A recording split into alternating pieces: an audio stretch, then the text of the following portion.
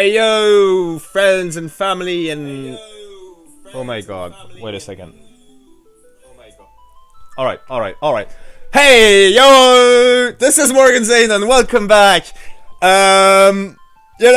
Mistakes are being made right now. This is the first time I'm actually starting late by 5 minutes and I'm sorry, but here's my excuse. Here's my excuses. There's a whole bunch of them, my friends.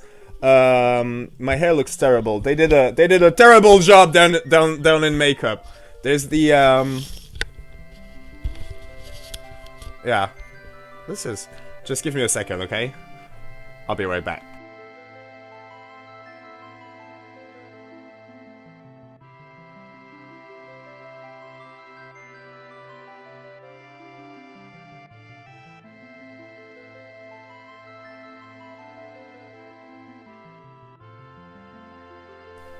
Alright, yes. Sorry. I'm a leftist, so I wanted to let the intern do my makeup, and she just took for fucking ever. Which is fine, I mean, she's not, she's just starting. Alright, this gag has run long enough. Reasons I'm late, yo. And also, internet update, because you thought this channel was about Final Fantasy VII and like lore and shit. You were wrong! It's about bringing high-speed internet to the French countryside. So as usual, let's start with a wee bit of is the camera angle okay? Yeah, fuck it. Internet update. I received my Starlink kit today. So this is our first stream powered by Starlink. Yay! Because Elon Musk is a great guy and we're very happy and we should talk about it. We should talk about Elon Musk probably. I'm not altogether like super thrilled that I am in part powered by a company that is carried by this motherfucker. But also, SpaceX isn't just Elon Musk, and we should talk about that, but not right now in the intro. Later on during the stream if we have time, probably not. We'll have time for this shit when we play the other two Final Fantasy VII games. On the menu tonight, my friends, is Final Fantasy VII Remake, Part 4. We'll see if we actually get to the fucking house. Yo, Krieger! Thanks for being here, man. This is Starlink-powered Morgan Zanon, y'all. Do I look better? Do I look better? Apart from, like, the fact that my hair is fucked up. I usually, like, do my hair and shit. I got a little, like, carried away by side shit. So, yes.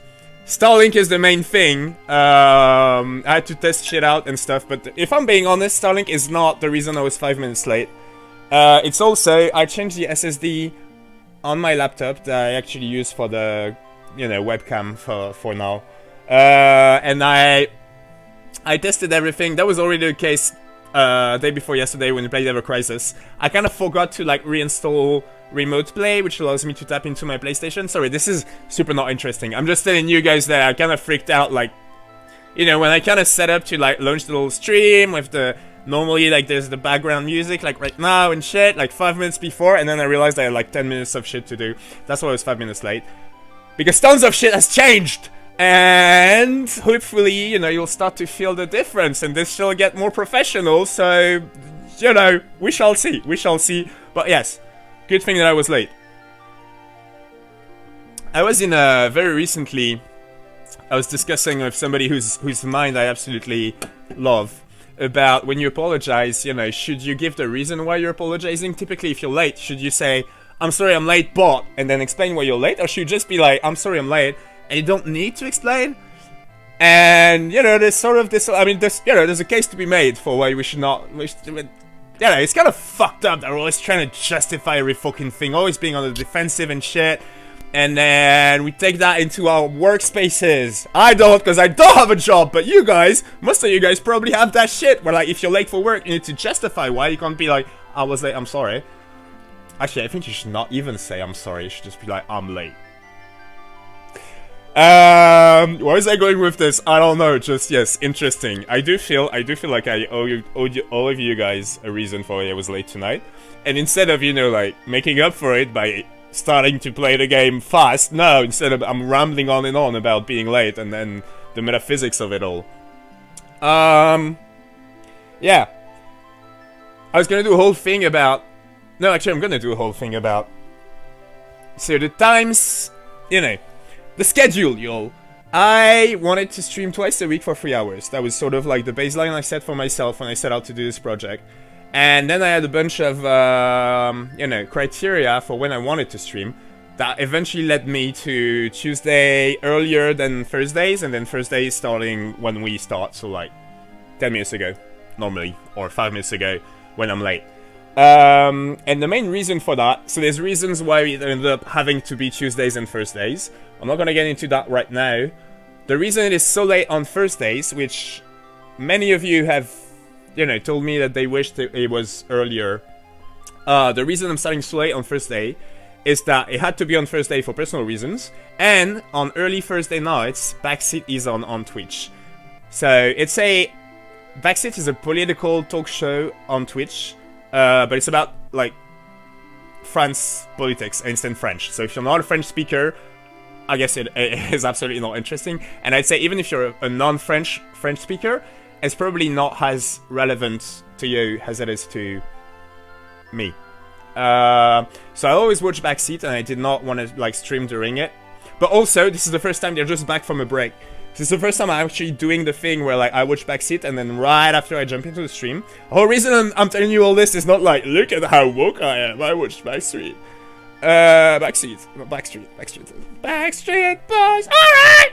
Backstreet's back, good boys, anyway! We've established I should not sing! What am I doing? This is fun! Yeah, no, the reason I'm telling you all this is that it's also kind of a fucked, like, I'm not saying I'm good at English, but, you know, like, I chose to stream in English, but I do have that thing where my brain is either in French or in English, and it's really fucking hard for me to just, like, switch between the two. Like, I either get into English mode or French mode. It's the first time where I'm, like, jumping straight into streaming, speaking in English, after listening to pretty, like, high-level discourse in French. So I don't know, I hope my brain will work after that. Alright. This is way too much of an intro, and I'm sure there's shit that I actually wanted to tell you guys that I forgot. Yes, one thing, then we'll do the previously, and then we'll actually play games. About our schedule, y'all. Oh, I never finished my thing. This is the reason we're starting so late on Thursdays. And I was just telling Krieger earlier today, I will change my schedule. I will keep it to, you know, like, it'll be similar, but it'll shuffle around soon-ish. No promises, I don't know when, but, you know, sometime soon.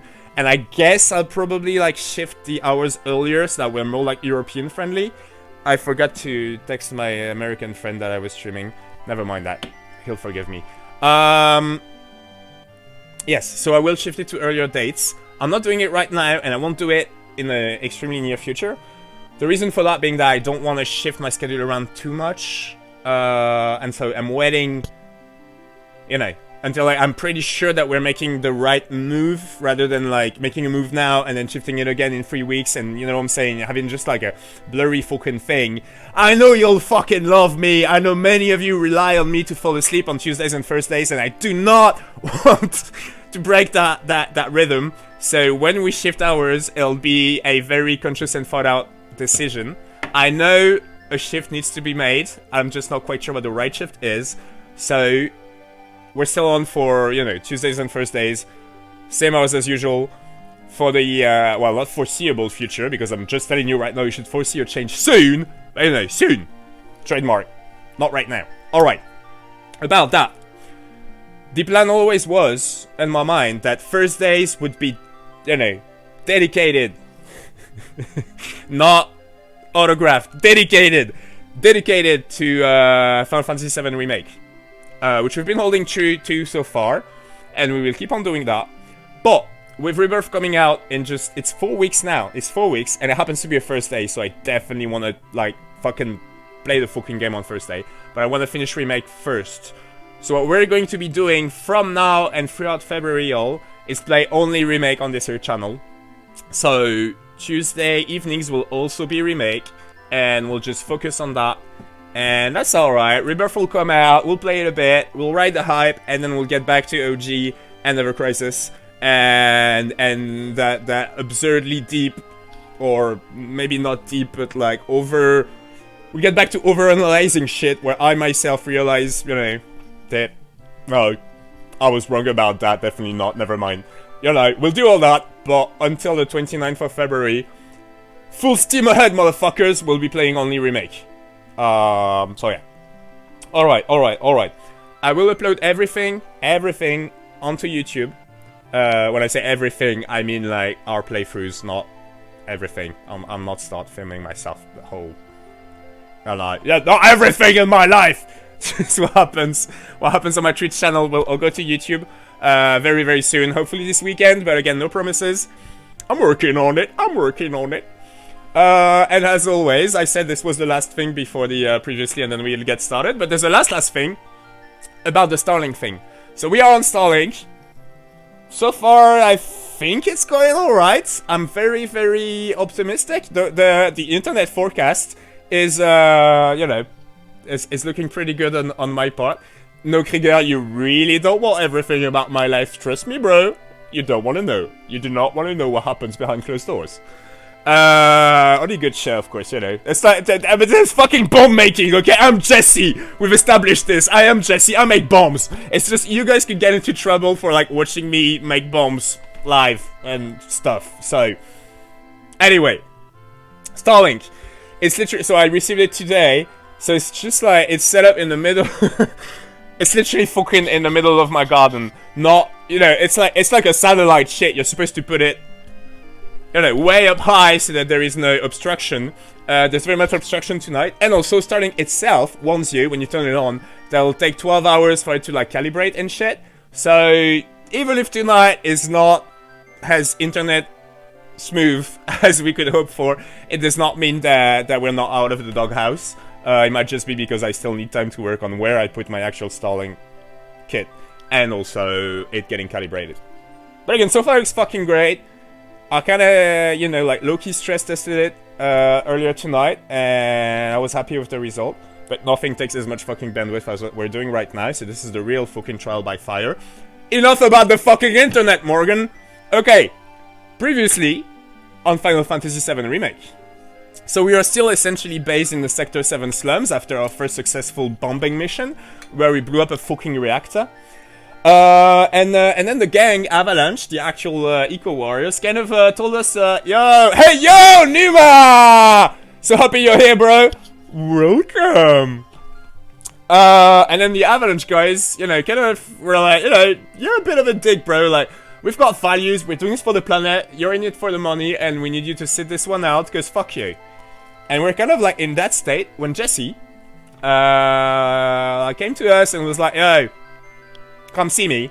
And then she brought us on this like side mission type shit, like I need your help with something, which turned out, you know, she told us, yo, I basically need you to help me rob a Shinra factory. And Cloud was like, yeah, fuck yeah, that's my shit. And then we learned that she told the other two Avalanche guys, Biggs and Wedge, like, yo, I'm going for family dinner, my mom loves you guys, wanna come along? And we kind of like all showed up, and it was like, are we gonna rub something? And they were like, are we gonna eat pizza? And then we did both. There was a whole thing about gray area, you know, fucking ethics. We stole from her dad, who's dying because he worked for Shinra. We also learned that Jessie grew up plateside. So remember how Midgar is like this fucking dystopian fucked up place where rich people live on the plates. And then poor people live in slums beneath it without actual daylight. Well, I myself, as an long-time FF nerd, did not know that, but Jessie grew up plateside. She was a privileged child, and at some point she kind of went, you know, she literally like went downstairs and fucking stayed there and started fighting the good fight. Anyway, we learned a whole bunch about Jessie, and we stole the shit that she needed to make better bombs. The interesting thing, she doesn't know that, Cloud doesn't know that, but we, the players, know that her bomb was probably fine the first time around, and the reason it blew up so fucking loud and, you know, the reason it was such a bang, it's not because she is shit at chemistry, it's because Shinra itself turned against itself to enhance the explosion. And like it's been fucking nagging at her, understandably so. Like she she killed a whole lot more civilians than she thought she would. So yeah, we helped her out so that she can like downscale her bomb for the next mission. And then there was this whole thing where we escaped with the gang, and then Cloud started kind of opening up to them. We took Wedge home. Realized that he's a total like, you know, cat mom. He's got like 7, 8, 9, I don't remember, cats. And then we even made sort of friends with Biggs and Jesse, obviously. And now we're just about to head back into the 7th heaven.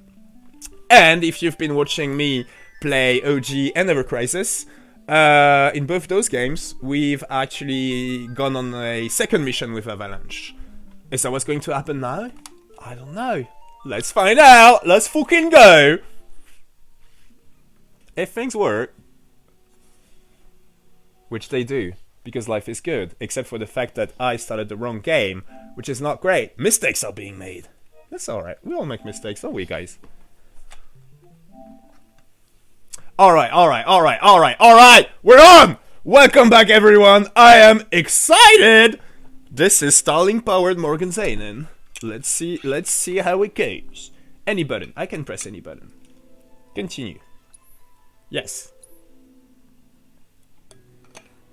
Also, the good thing about us playing only Remake for a whole month is that you all are free. I won't be doing the silly accents for a whole month. So there's that. I'll just shut up during the cutscenes now. Locked up tight? Yep, sure is. Getting late. Damn. Time to head home.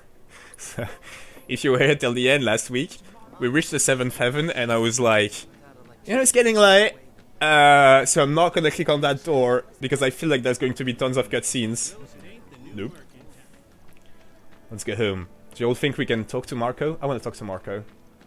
Hey, boy, or girl, or you. Why is your Marl? I think your dog wants to come home now. Open the door, Marl. As always. Yeah. She's probably asleep. I'm not trying to open Tifa's door because I'm a weirdo. I'm trying to open Tifa's door just in case. There's hidden dialogue. That's what we're here for. This is Morgenseinen, y'all. We want all the optional dialogue. And Marco is like, I can't even... Marco! Alright, we can't go see Marco. That's alright. Let's go sleep.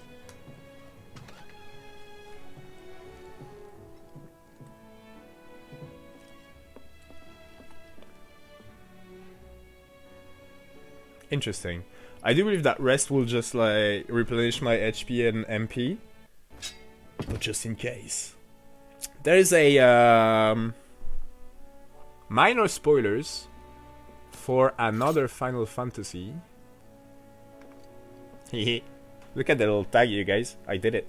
In Final Fantasy VI, there was a whole thing, a whole I guess you could call it a mechanic, where there's a character that dies unless you actually sleep in inns when you have him on the team, and if you get all the hit, and then you get like dreams that are actually flashbacks, so you learn more about the character, and if you get all of them, then he doesn't die at the end, and you keep him in the team, which I fucking love. I fucking love that mechanic, and that's why now when I play a Final Fantasy and I get in front of a bed, I was gonna like try to just sleep on it, because you never know. Spoilers out. Unmute me. Let's go to sleep.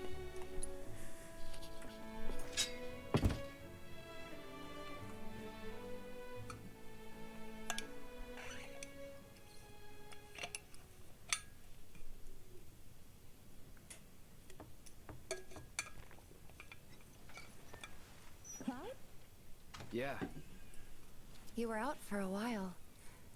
just walking. I ran into Johnny, by the way. Said not to worry, he was getting out of town. Oh, that guy. You weren't thinking of leaving Midgar anytime soon, were you? Well, seems this old friend of mine's in a tight spot. Long time ago I said I'd be there for her. Made a promise. So...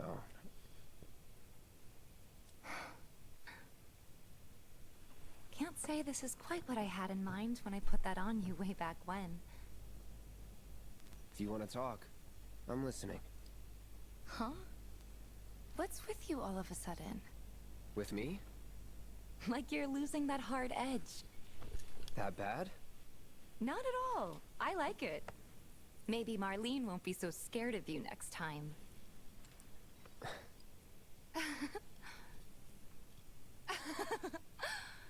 I'm really glad to have you back, Cloud. Really glad. It's pretty late, huh? I'd like to catch up more, but we should probably both get some sleep, yeah? Yeah. Good night, then. Good night, Tifa.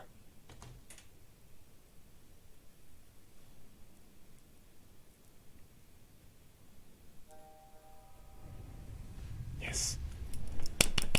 Reunion time.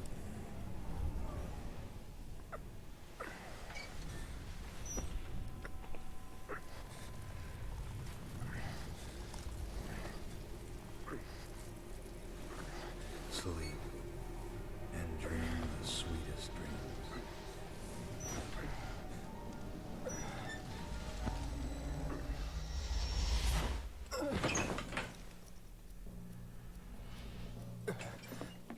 Cloud!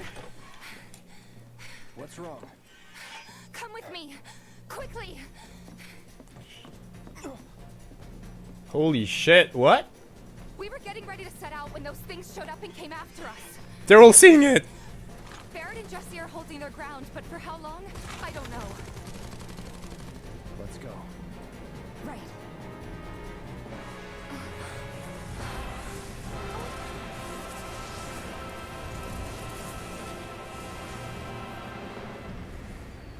Ready? You know it. What the fuck? Hello, Sailor Lake! Welcome! I'm not even gonna try and, thanks for the fucking follow! Yes! You're the fucking best, Sailor Lake, thank you! Woo! Hey, yes, welcome! Sorry, gotta get my, composure back here for a second. Alright. Thanks for the follow, man. Or you. Sorry, should not have assumed your gender. Where are we? Yes! What the fuck? What the fuck is happening right now? That did not happen in either of the other two versions of Final Fantasy VII, which is fucking great. Also, are any of y'all good at, like, fucking, you know, like, voice profiling? Like, you hear a voice, and then you sort of, like, can tell who it was that you've heard, like, once in your... My question is, when the little figure thing told Cloud, like, dream the sweetest dreams... Oh, it is you then. Holy shit. Welcome to my chat, man. I've been meaning to... Sorry, you'll forgive me. I'll follow back. I know you've been streaming, and I was actually... Yeah. You stop giving me clues. I know exactly who you are, brother. I've been meaning to ask Reshenf to give me... Because I know you've been streaming, and I want to learn from people that have been doing it for a while. So, fucking welcome. I hope you have fun tonight. And if you have feedback, bro... I would super appreciate it, since I know you've been doing it for a while. So please absolutely tell me what you think I can improve and shit. It'll be very much appreciated. Thank you so much for being here, man. Hope you enjoy the ride. All right. I know you don't mind me saying fuck. So, well, you wouldn't mind me saying putain, so I'm assuming you don't mind me saying fuck. Yes. Okay, this is fucked up. This is brand new. This is fucking reunion, y'all. This is why we're here. This is exclusive to 7 Remake. I don't know what the fuck is going on. I do believe, though, like, it was pretty much... I think he's just dreaming right now, or tripping balls on Mako, or whatever. Which, by the way, reminds me, prologue. In my previous year, I forgot a very tiny little... Alright, good night, man. Sweet dreams and shit. And, again, thank you so much for popping by and the follow. Have a great night. I do believe we'll see each other in, like, fucking Disneyland soon or something. What's happening to that? There was a whole thing about that, wasn't there? Anyway, I get what the organizers are otherwise engaged right now. I'll see you very soon, if not in Disneyland, then somewhere else. Thank you so much for stopping by. Great. I wish you better dreams than whatever the fuck is happening in the game right now. Ciao, man. Thanks for being here. And thanks for the follow. Yes, so, I do believe this is a dream. Or a trip, but at this, he's so fucking high on Mako all the time. Is there even a difference anymore? Do I envy him? No. But would I huff Mako if I had an occasion?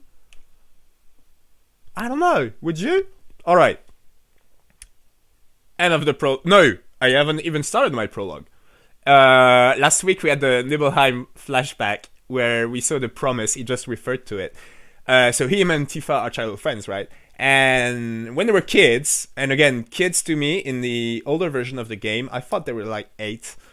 That was obviously very wrong. And actually, now that I've seen the remake version of it, looking back at the scene from OG, there were clues that they were older than that. And I don't just mean like leaving for work, because it's a fucked up society, and it sort of made sense for me to. I thought it was a thing where, like, you know, boys at the age of 8, 9, 10, whatever, left Nibelheim to look for work. But no. They were meant to be older than that. I think with the remake version, it's clear that they were at least 14 or 15.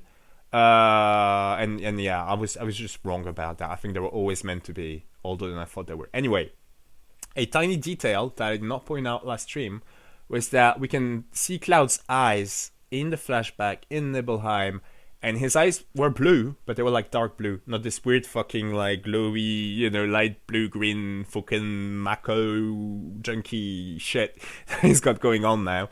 And Tifa's actually remarked on that fairly early on in the game, so it's a thing. And then I don't think he's like said it in remake just yet, but if you've been following the stream, if you've been watching me every single time I've been streaming, which if you haven't, I hate you. Of course not, it's totally fine. But in one of the other 2 versions, I'd say it's OG, he's told Flower Girl that was because of the Mako, and that it's part of being a soldier, like they make you huff Mako. Anyway. The eyes, end of prologue. The prologue was about the eyes. I think my money is on we're dreaming right now, or tripping balls because of the Mako, but still, you know, we're in Cloud's hand. That was my controller. It's all good. And yeah, so these creatures are like, they're tied to reunion, whatever this is, and this is what we want to investigate. And now there's this whole thing where everybody sees them all of a sudden. If I'm right and it's just a dream, and we get the, you know, the classical, like, we're gonna wake up again from this, then we can still learn shit, because Cloud might know more about reunion than we think he does, or he thinks he does. And if I'm wrong and shit's actually hitting the fan, then even better. But last thing, and then we'll play. I'll probably like lose to those motherfuckers, and it'll be game over again. But before that, if you're really good at, you know, like recognizing voices, because one of those motherfuckers just like spoke to Cloud, right? Was it the same voice actor as Sephiroth? And I'm assuming it wasn't Marco. But yeah, if any of y'all has that fucking superpower of like, oh, this is definitely this guy's voice, then please let us know, because it would not, you know, it's not a sufficient condition for us to establish that a certain character is one of those hooded weird figures, specters thing, but it is definitely a necessary condition, I would say. If we're supposed to assume that Sephiroth, or a version of Sephiroth in the multiverse, or whatever the motherfuck is going on, is one of the hooded figures, then I would assume they would have taken the same voice actor.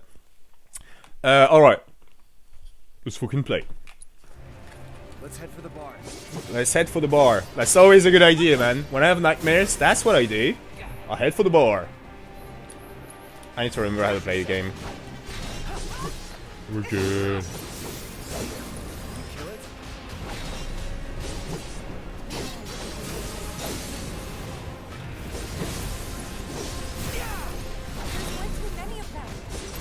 Yeah, we're good, Tifa.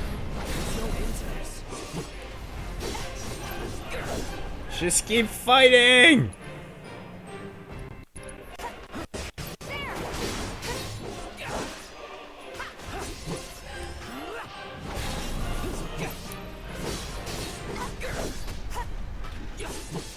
Sorry. No idea. Pretty sure you can't even see them unless they make physical contact first. That's an interesting theory, Clown. I can tell you they're not invincible. that's something. I wanna go see Marco! Marco knows shit! Eh. Yeah, no, we're not gonna get to go see Marco. Interesting, interesting. You can only see them once they've made physical contact? We're running out of time. Any other way? Yeah, over here. What? Tifa, we've been around, like, that doesn't make much sense, but... oh, hey! You're Slums girl. I'll follow. Again? Are they trying to stop us from reaching the others? This way. You gotta be kidding me. Yeah, I could have told you this would happen, Tifa. Trying to fight a hurricane. Stay on your feet. You don't have to tell me that. Oh shit, we're walking against the nightmares. I'm very much pressing the joystick, y'all.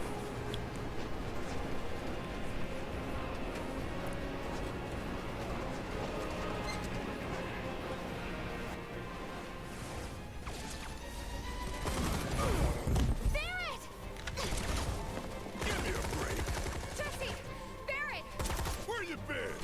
They just keep coming! We've gotta do something! Hang on!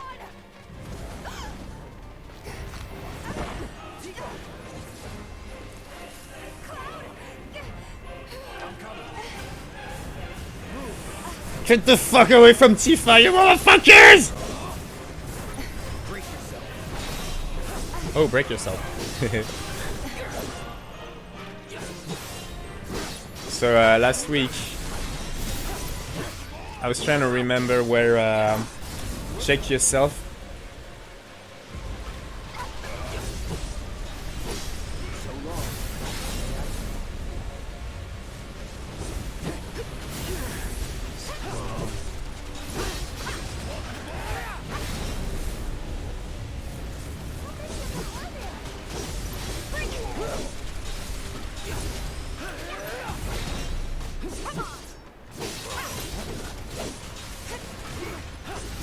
This, no, I want the enigmatic one. The top on show.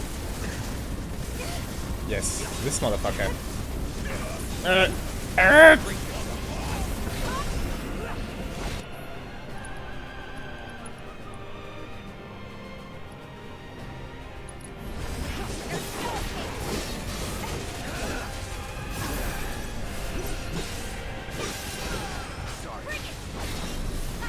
Where's the purple motherfucker? Yes.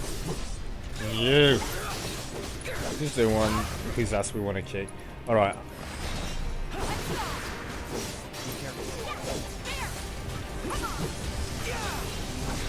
It's almost staggered! Fuck yeah!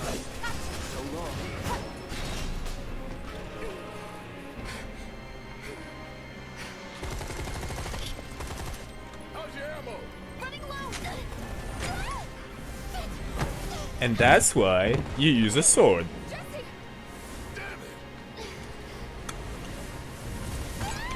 No, not Jesse!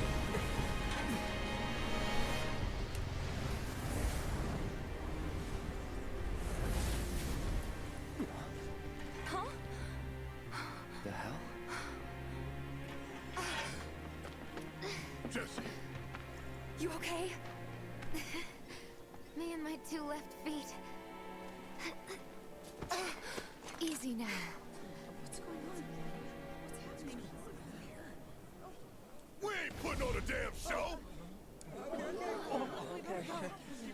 The hell were those things? Some kind of... I don't know. Guess I shouldn't be surprised, though. Never can tell what weird shit will come crawling out of the scrap down here. It's those reactors. I'm telling you. It hurt? Wish I could say it didn't, but yeah.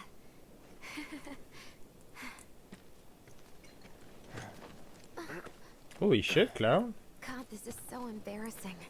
Hate playing the damsel in distress. It happens.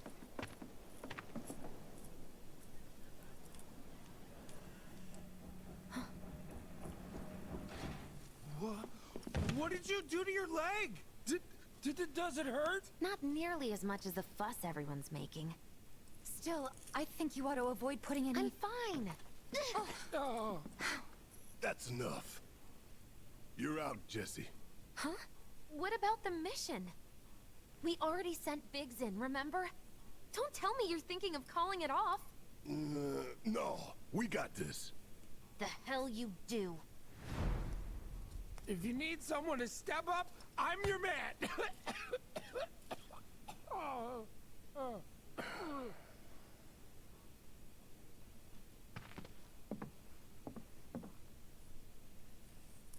Okay, so here's the thing. I'm gonna need a raise. You motherfucker. Consider it done. Alright, everyone. Cloud's in. The mission is on. Go and raise some hell for me, okay? Listen, Wedge. I need you to hang back and guard the home front. What? But I'm in perfect health. Which makes you the perfect choice to look after Jesse and Marlene.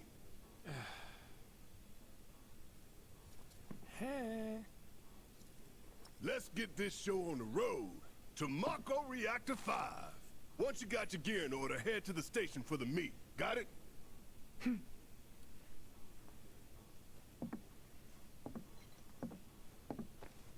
This'll help you get squared away. Don't tell me I never did nothing for you. I'm counting on you, soldier boy.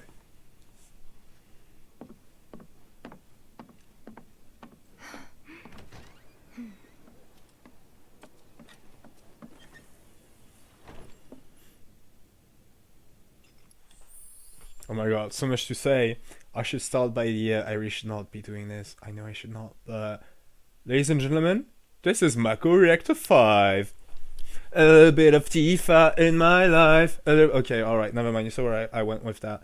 And then of course we've got Soldier Boy, tell them. Yeah, also reminds me. Cloud says, whatever he says, one of his like punchlines very much sounds like check yourself. It's not check yourself. Check yourself before you wreck yourself is a nice cube line, not an exhibit line like I thought last week.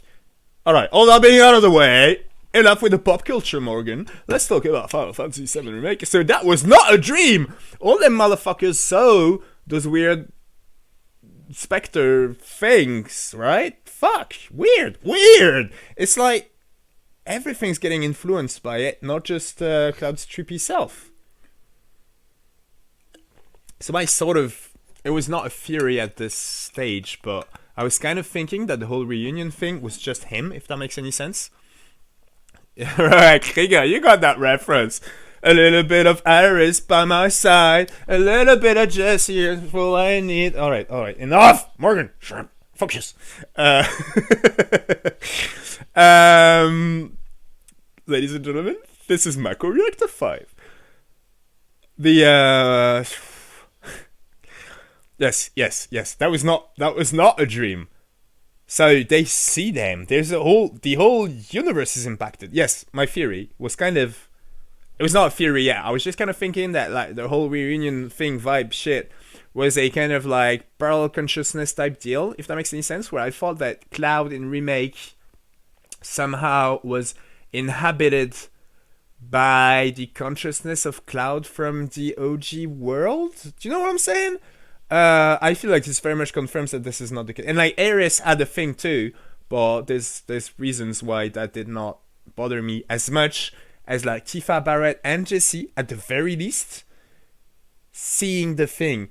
And then Cloud, out of nowhere, he just goes like, oh yeah, as soon as you make contact with them, you can see them. The fuck, bro? Like, where did you get that notion from? Like, so supposedly, we have no reason to believe he saw them before he met Ares, right? And there was the weird thing, I actually mentioned it in one of the previous days, whatever, that like, it seemed that when the Sephiroth phantom fucking, thing, hallucination, touched Ares, that's when the specters started appearing. But for him to just like tell Tifa out of the blue, like, oh yeah, you can see them as soon as they touch you, or like you make contact or whatever. Again, like, when did he come up with that theory? He does not strike me as the, thinking type of guy. Like, he's not been thinking about this shit much, has he? Has he? Have you, Cloud? Have you been holding out on me, Cloud? Do you have theories on what reunion is, you motherfucker? I don't know. Weird. Does he know more than what we know, which is mostly fuck all right now? I don't know. But even if his theory is like absolute gospel and that's what's going on, when exactly did Tifa, Barrett, and Jesse like make contact or touch them or whatever? Like, there's still like there's more questions than answers right now, right? Or is it just me? I don't know. It's weird. You're weird, Cloud. You're weird and kind of a dick. But let's move on.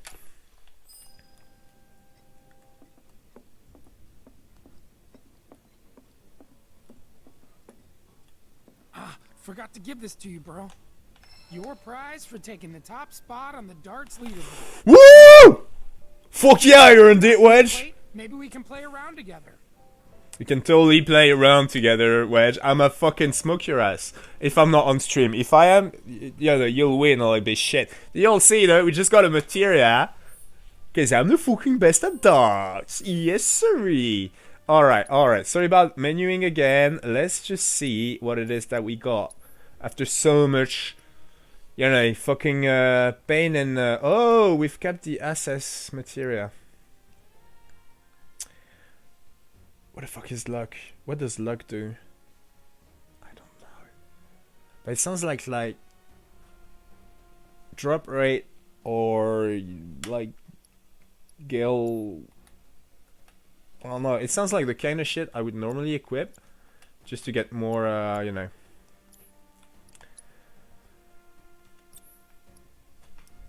Always, I'm sure there's some of y'all in chat that do the same. Like, when you get the equipment that gives you more fucking XP, you just wear that the whole fucking game, right? And you only take it off before the final boss because you want to get as much XP as you can. We should get rid of the assess materia because otherwise we're wasting AP, which are the points that we get after every fight that level up our materias. But also, if I don't equip it, I can't assess monsters. If I can't assess monsters, then we can't read the little tidbit about it. This is a hard one, y'all. But yeah, let's be reasonable. When we do our second playthrough to get like all the trophies and shit, then and only then will we fucking study every single monster and shit. That'll be fun. What do you got, Barrett? Cure and lightning. But Cloud's got a cure. No, he does not. Alright. Enough with the menus, Morgan. Yes, you're right. I'm sorry. With old Wedge in charge, this place will be safer than ever. Relegated to stagehand once again. Oh. I'm starting to think I'll never have a starring role. There's always next time. What's this? Words of encouragement?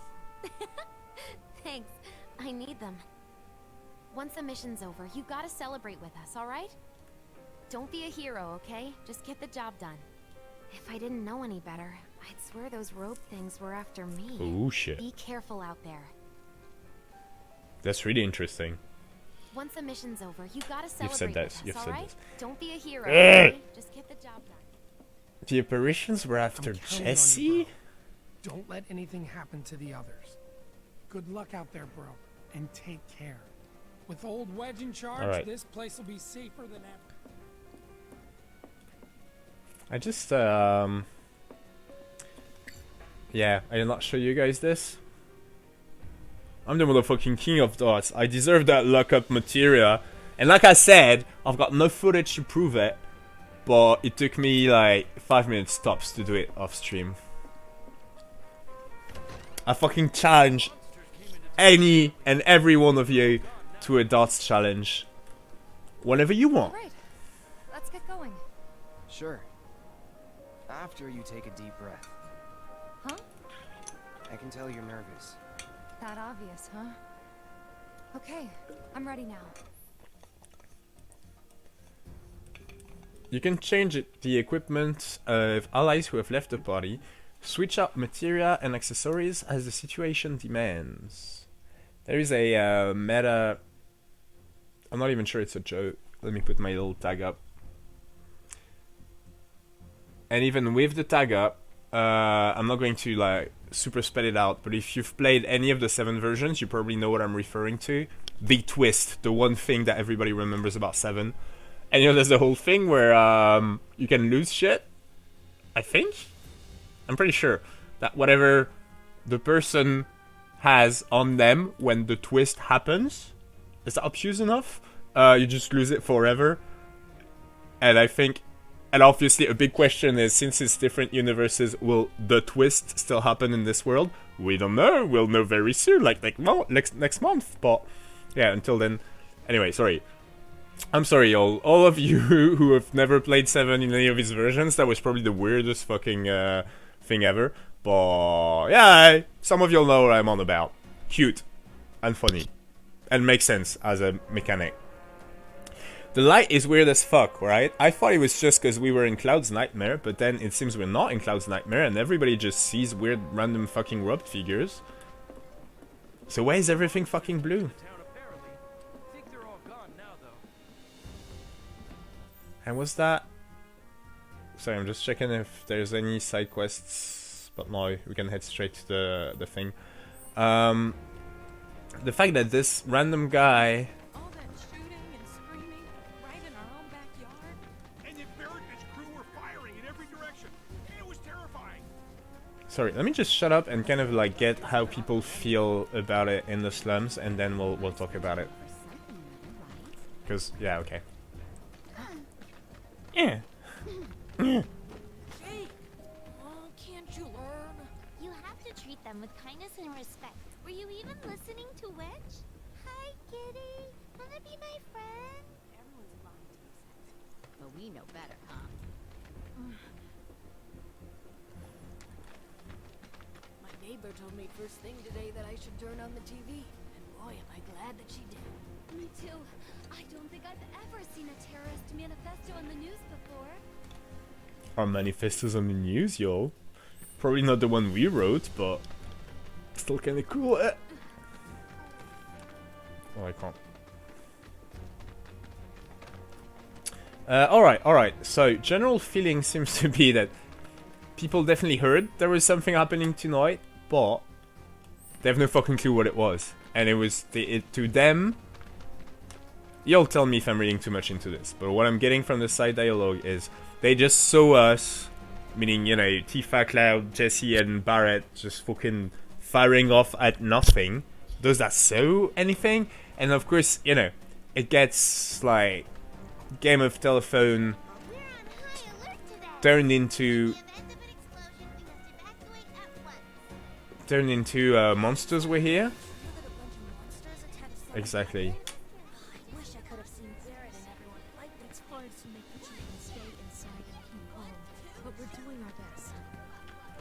So Cloud's weirdest fury out of nowhere seems to make sense. The people of the slums did not see the creatures, it seems. How hard I work, I've still got to hustle nonstop. One off or not, pay's still dog shit though. They know you're from the Shinra, I'll stop them. God, I hope so. You motherfucker. Conformist pieces of shit. Monsters showed up here? Talk about scary. Heard people say it was something they've never seen before. Oh, this one's interesting. Heard people say it was nothing they'd seen before. So some people saw them, but not everyone? Because there's definitely some people saying, like, what was going on, they were just shooting in the air. I'm surprised the kids aren't more scared. Kids have amazing resilience. Got customers lining up around the block to get their hands on big old swords like yours. So did you stock up? Do you have one? Do you have a new sword for me? No, of course you don't. Suck. I hate you. You punk ass bitch. You're the punk ass bitch.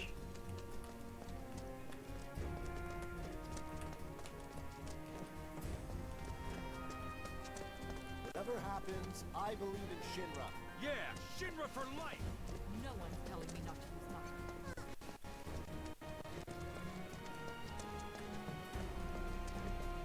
Whatever happens, Yeah. Yeah, Shinra for life.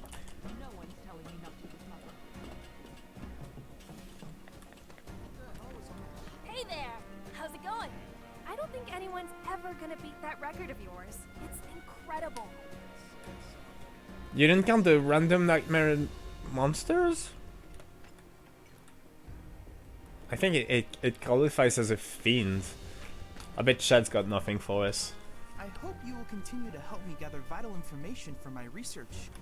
Yes, sure thing, Chad. I look forward to receiving all of your future battle intel submissions. Yes, Chad, me too. I look forward to hearing about your conclusions on my work. Too ashamed to admit it. I didn't want to tell you, but I lost the Sector 8 job a while back. Ladies always get preferential treatment. Certainly, motherfuckers. Don't fuck 'em! Look, we're here and we're happy. Y'all don't need this job, you've got each other. I'm assuming you're kind of like in a relationship or something, which I really shouldn't. I've got no reason to assume that's the case, I'm sorry. But still, even if you're not, you're like friends or some shit, right? You just opened up to each other, and this is worth all the playside jobs they could ever throw your way. Fuck 'em. Back in the day, shootouts weren't all that uncommon around here. A full-on monster invasion? That's something else. Been forever since shit got wild like that around here. Did you hear this guy's, like, his dialogue was like, huh? Uh-huh. Huh? That ain't fair. How are you supposed to fight what you can't see? Very nice, very nice. This guy's knows stuff. Excuse me.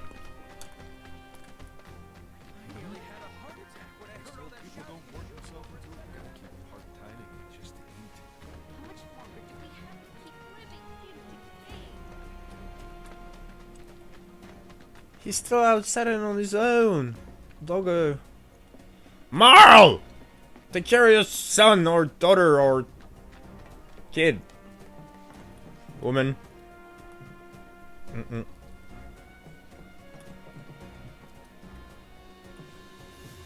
can actually go and rest. I do need that HP. Interesting. So, first to summarize our little tour of the slums there. People know that some shit went down in the very early morning or late night. And some people think, like the mainstream, explanation seems to be, oh, there was a monster invasion. And then there's a few people that are like, it's them fucking, like Barrett just shoots at everything anyway. It's just this guy shooting his gun for no reason again. And then we have this one, like, what do you call it? Citizen Watch guy saying, how do you fight what you can't see? Which, where did he get that info from? Like, some people are confused and shit. Is it he himself assuming that we were fighting something that everybody couldn't see? Or did someone, and I guess it'd have to be one of us four? Everyone was shooting like crazy. Just trying to keep people safe, I'm sure. Barrett and all that have been acting strange lately. I don't know. There was one rondo. Enemy of the people. I'm running a reactor. If you think we can survive without Mako, you're wrong. There was at least one rondo that seemed to imply they, I don't remember. So, the monster?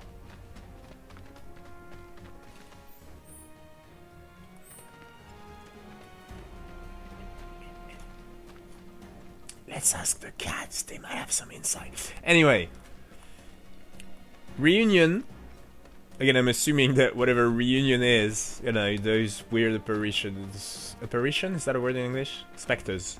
I think it's a word. I think they've pronounced it actually apparition. Things that appear out of thin air are like, I don't know. Everyone cannot see them. Not everyone can see them, but some people can. And then we've got Cloud's like one cast theory about if you've been touched by them, you can see them. I'm still confused about that. Not just the fact that it doesn't make much sense to me, but also where do you even, like, where's that coming from, Cloud? What the fuck makes you think that that's the case? Like, weird. If it isn't our favorite Merc. So, what are you looking for? You name it, it's here. Yeah, sure. Shut. Unlike you either. And I've got all your materials, so fuck off. Sorry, Tifa. Why the long face, brother? You heard? TV, didn't you? Wars? Let's go see our pal, the junk manga. I want his insight on whatever the fuck happened tonight. He's probably not gonna give it to me though, because he's got junk to mong. Welcome. I'm always getting in new stuff to keep up with the latest trends. You won't be disappointed. Yeah. I'm good, bro. Thanks though. You're a pal.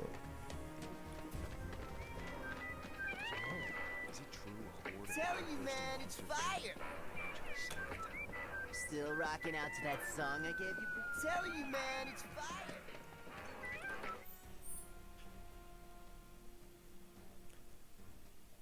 fire. We did rest in the house, didn't we? No, we didn't. Let's go rest up there then. I'm never... See y'all, this is why we need to play Remake twice a week. We're just never moving forward with that story, are we? But it is interesting to speculate, isn't it? We want to get every single clue we can about what's going on. I do anyway.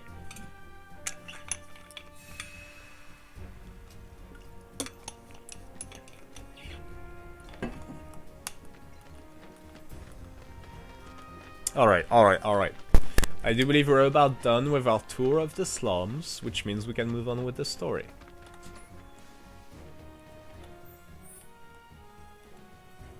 We haven't actually like taken this route, have we?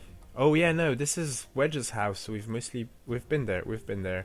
I think alright, I think it's good enough even for my OCD. Let's go to the train station. Let's go, ladies and gentlemen. Mako Reactor 5.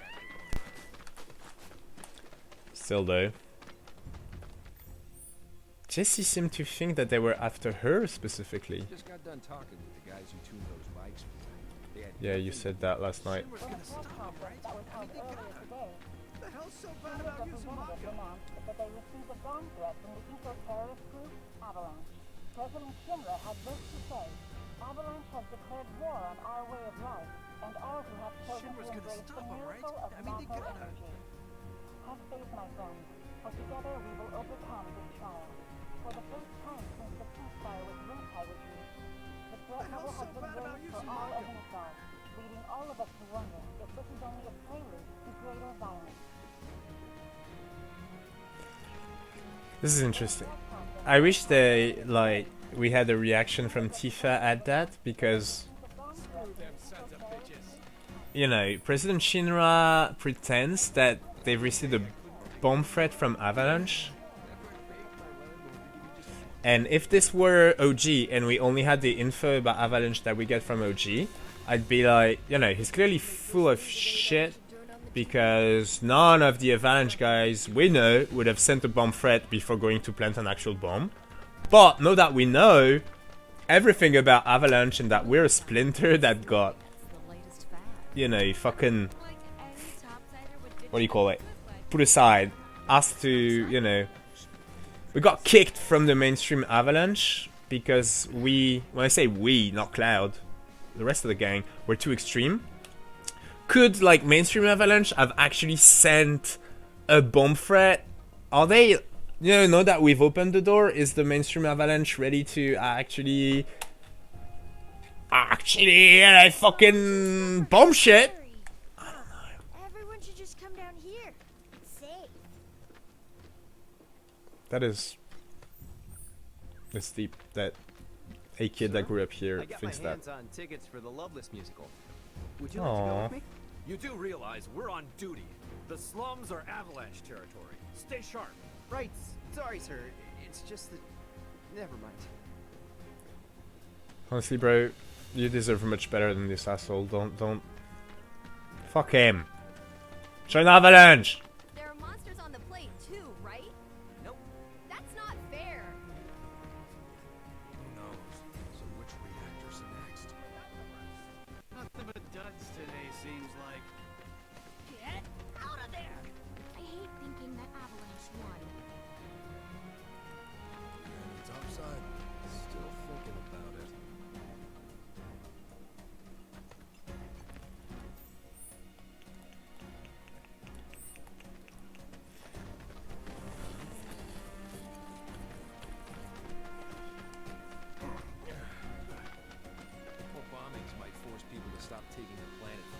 Mm-hmm. That's going too far. Tell it to Shinra. Mm-hmm. See, at least we got people talking. The Shinra lapdog conformists were all like, it's the moment stuff. I feel insecure now. Can we please go back to the way it was before? And there's people who actually know what's going on who are like, let's maybe change things. Rain or shine, Shinra expects people to come in. All the days to have. Is this the guy who Barrett got in a fight with in the subway?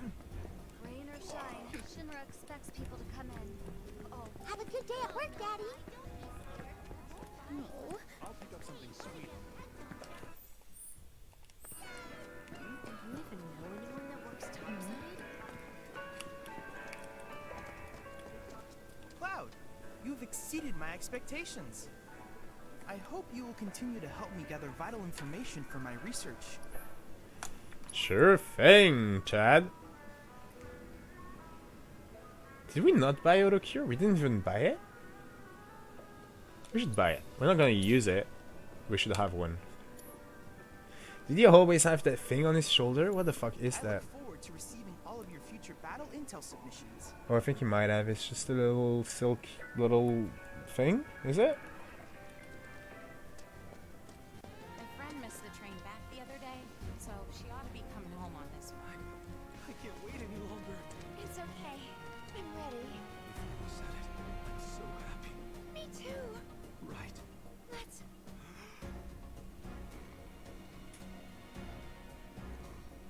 Interesting. They're obviously talking about marriage. My Johnny said he was leaving town and headed off somewhere on his own. But he left so many of his things behind. I should make sure he has what he needs. Mm-hmm. That boy can't sleep without his lucky pillow. And he even forgot his favorite toothbrush. Oh, how will he survive out there? I can see him now, crying in his hotel room. My Johnny said he was leaving, but he left so many of his things behind. I Just want to know what the hell's going on out there. This goes through now. You don't know that. War's still a possibility. There's plenty of time. What are you guys talking about?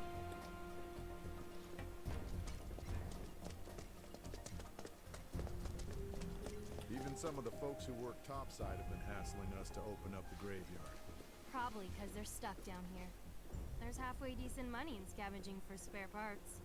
What a mess. I know I should head back up. There's also the bomb threat. When we were listening to like the TV guy or whatever radio, there was obviously the fact that they received the bomb threat, which weird. And yeah, I was saying like it might be mainstream Avalanche and stuff. I still think the main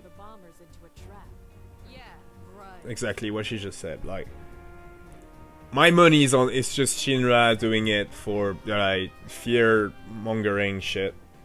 Oh,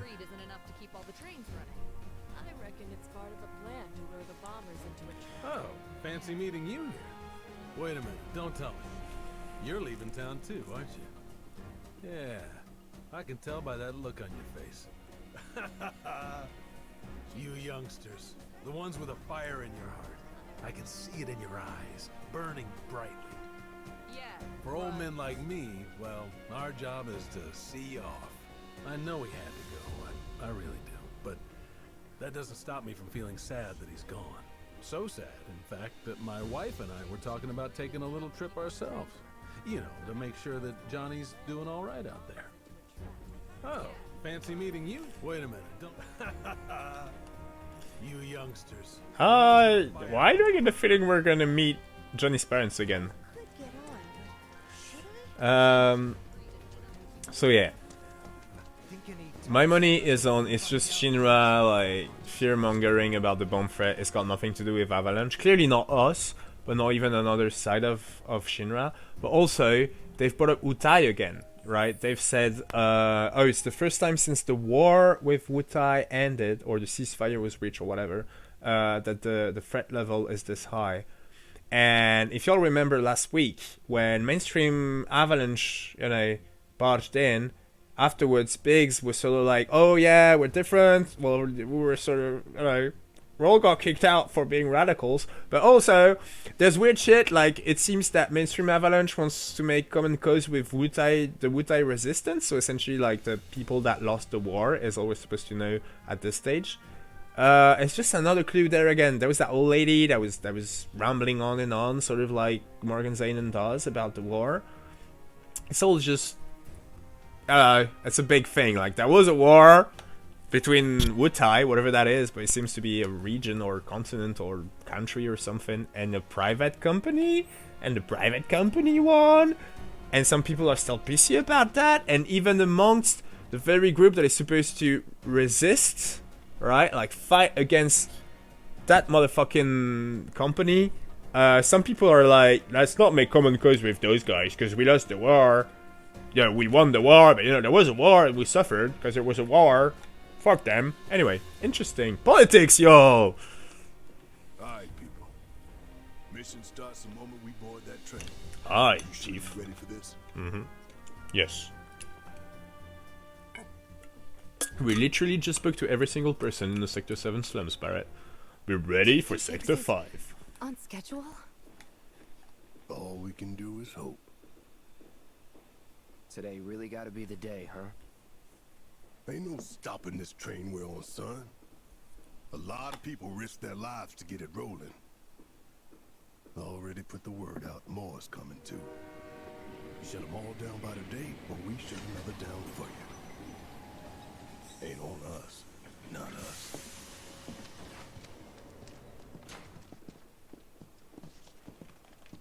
Play it cool.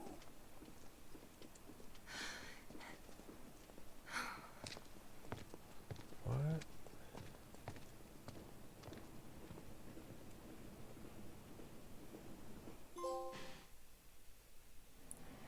What was that about? Shut them all down today, or we shut another one for you? The terrorist group Avalanche has issued another bomb threat. In response, we have raised the threat level and entered a state of heightened alert. All lines are currently experiencing delays. We anticipate that our arrival in Sector 4 will be later than scheduled. The target's Mako Reactor 5. From the station, we take the back streets. Once we're inside the facility, it's the same deal as last time. Head for Mako storage. And then blow it all to hell. Let's do this one for Jesse and Wedge. They deserve it. Yeah. Sure.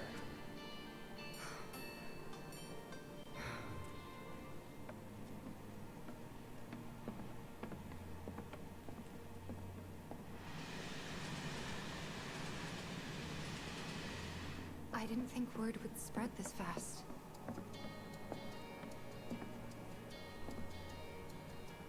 There's barely anyone on this train, and none of them look happy to be here. Might stand out as a group. You two stay here.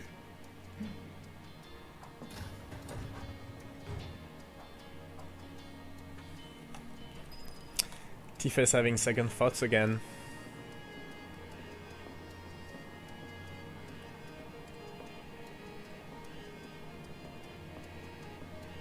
If we're on heightened alert, that means more security officers. So we'll be safe, right?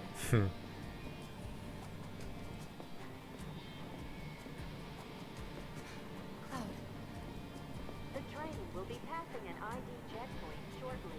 Here comes the first hurdle. Not much of one. I know, but that doesn't mean I don't have butterflies in my stomach.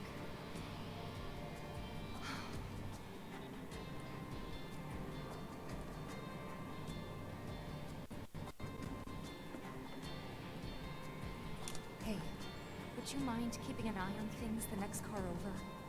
I'm worried there might be trouble. Why's that?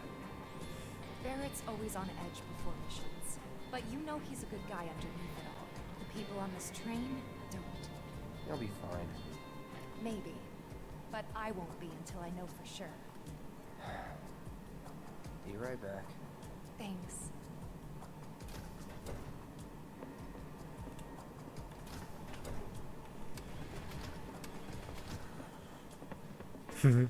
So, do you still support those terrorists? There's a materia right over there. Ranch is a blight on Midgar. You're a blight on Midgar, you motherfucker. Their bomb threat has thrown our offices into chaos, let alone the reactor itself. It's total insanity. But we won't lose heart. No! Everyone at Shinra agrees. The reactor will stay online. Is that right? What? You got a problem with that? Do I have a problem with that? Oh, you can bet. He doesn't.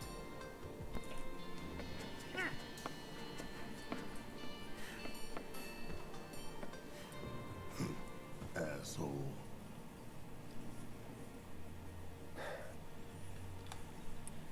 You know you're better than that.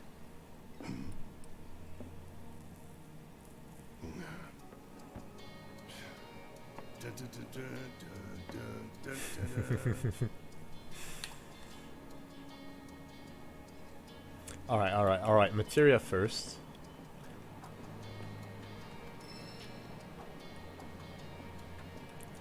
I don't know, you guys. I want to get the side dialogue first, so who's the least important person? Oh, another car? I don't know. I don't know! Alright, lousy Shinra manager guy can definitely talk to. Nothing more to say to you and your friend. The Sector 4 office has got the worst of it. Everyone's panicking. Just leave me alone.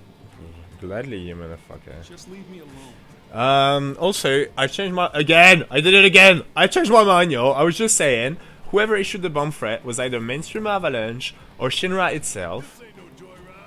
But definitely not us. And now... It actually sort of makes sense, right? Like, we issue a bomb threat. That way, most people don't go to the reactor and shit, and we minimize civilian casualties. Please don't hurt me. I didn't hear anything. Jesus, we didn't say much, ma'am. Like, if you knew, I'd understand that reaction, but we're just talking about... Oh, Barrett, you need me. Quit screwing around here. Go see how Tifa's doing. She... So yeah, never mind. Might be us, the bomb threat. But then Tifa was kind of freaking out about how few people were in the train. Like, this seemed to bother her. So I don't know. I don't know. Emergency ID scan in progress. No way! Emergency ID scan in progress. What's wrong? What is wrong, Tifa? Unauthorized IDs detected. Threat level critical. Inspection and containment sweep initiated. Commencing at the rear of the train. Not good. Get over here! Now! Mm-hmm.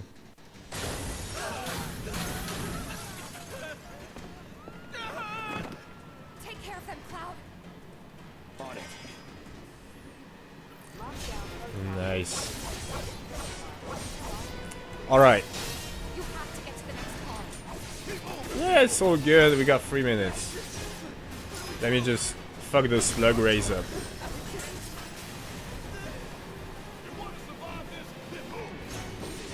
Oh shit, how do I check? Okay, that way. How do I... Oh, there's one more slug ray. If you all were here when we played OG last week on Tuesday, there was a whole... when that... You know, at that stage in the story, there was a whole thing where I was stressed out because I really needed to get it right. Whereas here, I think as long as we make it out alive, we're fine.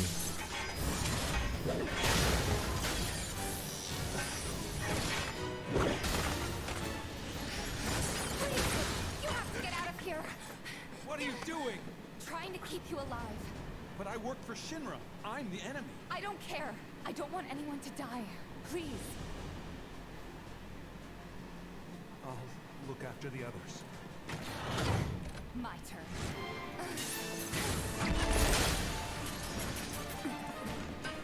There's no end to them. 3 unauthorized passengers successfully became neutralizing threat. I think this is the first time we're getting the full gang together, isn't it? Screw this. The station will be crawling with security. We gotta jump. Screw that. Need to slow the train down. Sounds like a big plan E.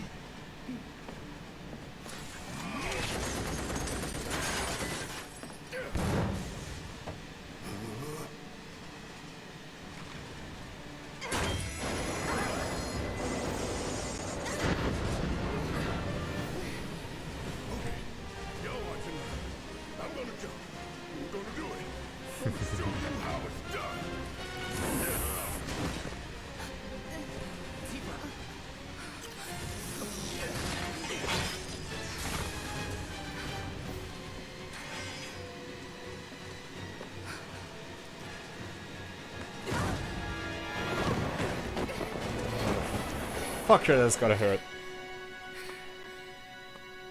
You okay? Yeah.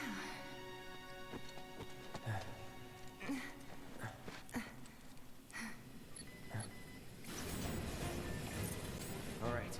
You ready? Ready. So, a very quick comparison with OG7 here. There's no deep lore or anything behind it, just like again, like cute references where, again, if you were here when we were playing OG7, or if you've played it yourself, I remember, in OG7, Barrett's like, you guys jump first, like, I'm the leader and I should jump last to make sure, you know, like, so that I can watch after you guys. And here's the opposite, where he's like super like, what the fuck are we doing? And you're like being brave about it. I really like it. And of course the like little, you know, ever so slightly erotic moment where they just like jump off a rolling train. Cloud and Tifa was different too. Like Tifa hesitated, but then she jumped, and then Cloud jumped.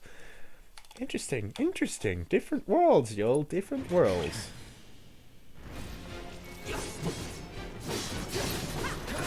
And I still have Barret in the team, so still no full gang.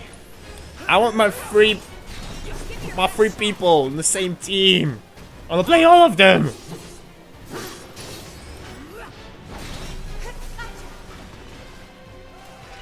Is it okay? Yes, let's go get Barret. Also, he really didn't jump. Not that I would know anything about how you're supposed to jump off of a running train, but you know what I'm saying? It's like his stance and shit. I worry about my bro. But we're gonna go get him in a second.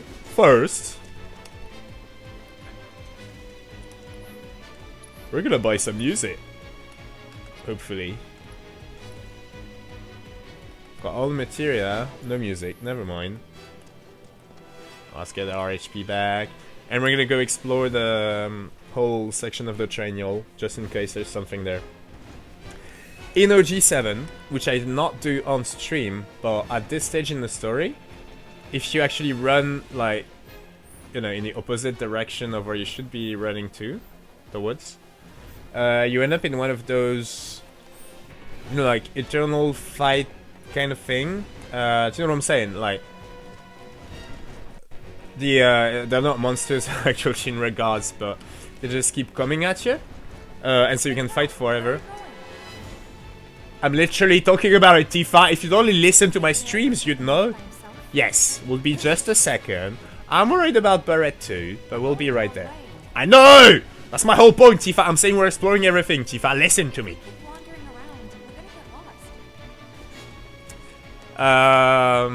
So yeah, like ultimate encounter type of thing. There used to be a lot of it, you know, I feel, in like old school RPGs, where you could sort of like just...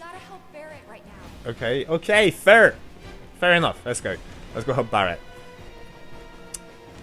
I feel like in old school RPGs, I know in at least a few old Final Fantasies that was a thing where at certain points in the game you just reached this, like, you know, point where you could just keep on fighting forever, so you would, like, you know, you could essentially just like grind XP out and oh, check this out.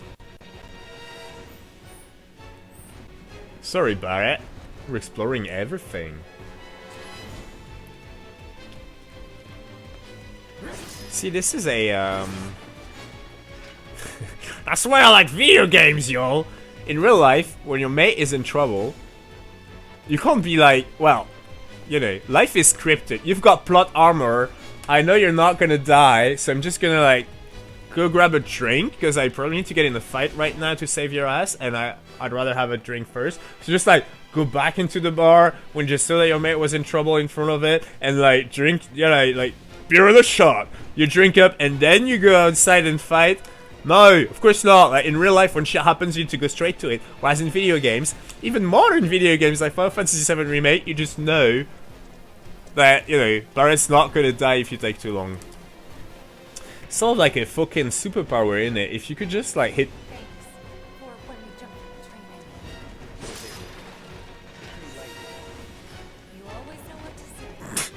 You're pretty light, you know. Yeah, what's going on about how there's no plot armor in real life? Oh shit, there's trains though. Do you think we could have gotten hit by that? I doubt it. I think it was because it was triggered by us going to the little thingy there.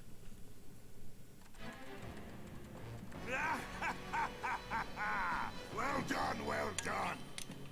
I felt sure we had them, didn't you? Sir.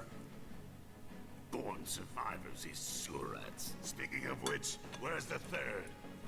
In custody, sir. Return it to the wild. Yes, sir. Right away.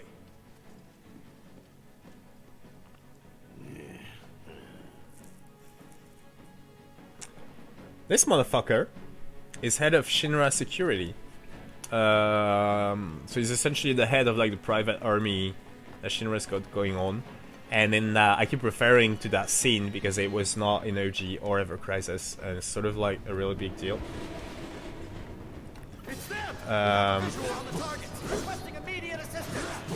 He's the one that like pushed the button to make the machines, the robo-guards as they call it, turn against the Mako Reactor 1 right after the bomb went off. So, you know, bad guy. Obviously. But like Tifa would say, just because you work for Shinra does not mean you're a bad guy, right? Even if you're a fucking asshole that says like really crappy shit to strangers in the subway, you know, you don't deserve to die. Is that? No, that's not a materia, it's a reflection of a light. Morgan, calm down. Everything isn't materia. What are you, Yuffie? Yuffie? How do you pronounce Yuffie? Yuffie.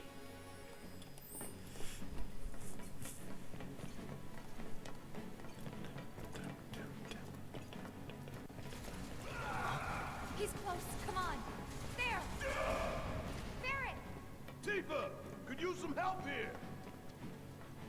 We're coming. Make it quick. Should be some stairs over there. We better hurry. Yes. Yeah. Yeah. And again with the plot armor. I bet Tifa's gonna yell at me in just about a second. Hey, I think we missed the stairs. Do you? Oh no, Tifa. Maybe they're over there. We're getting sidetracked. Are we? Maybe there's a treasure coffer. We've got to get to Barrett. We're getting to Barrett. Wrong way, Cloud. Alright, fair enough.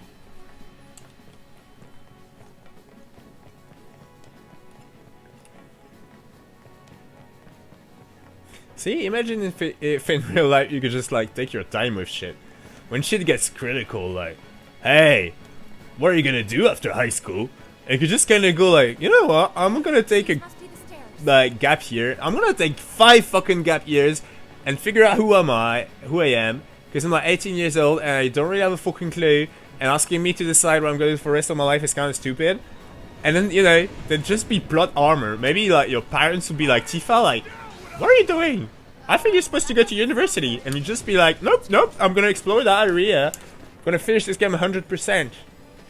That would be good. It'd make life so much easier.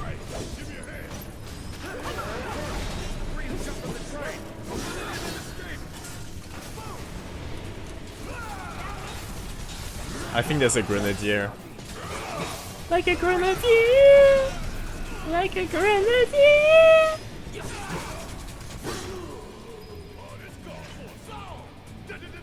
da, da, da, da, da. So was...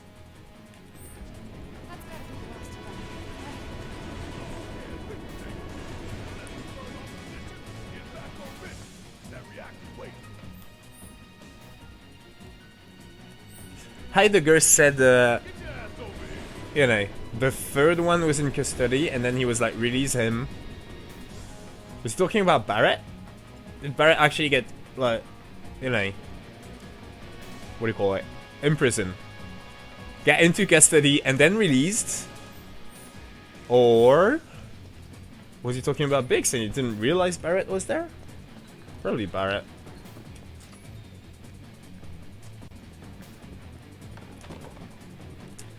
When story time, yo, prologue. Look at this shit though. Got both a treasure coffer and Shinra crates. That's my shit. So I talk about my brother a lot on stream.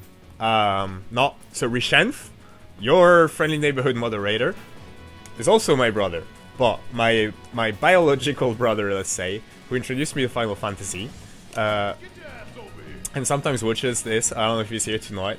Probably not, he would have said I. He was there Tuesday. Anyway, my brother, so he, well, you know, like, he's not as much of a kid as I am. Meaning that he's got less time for video games these days.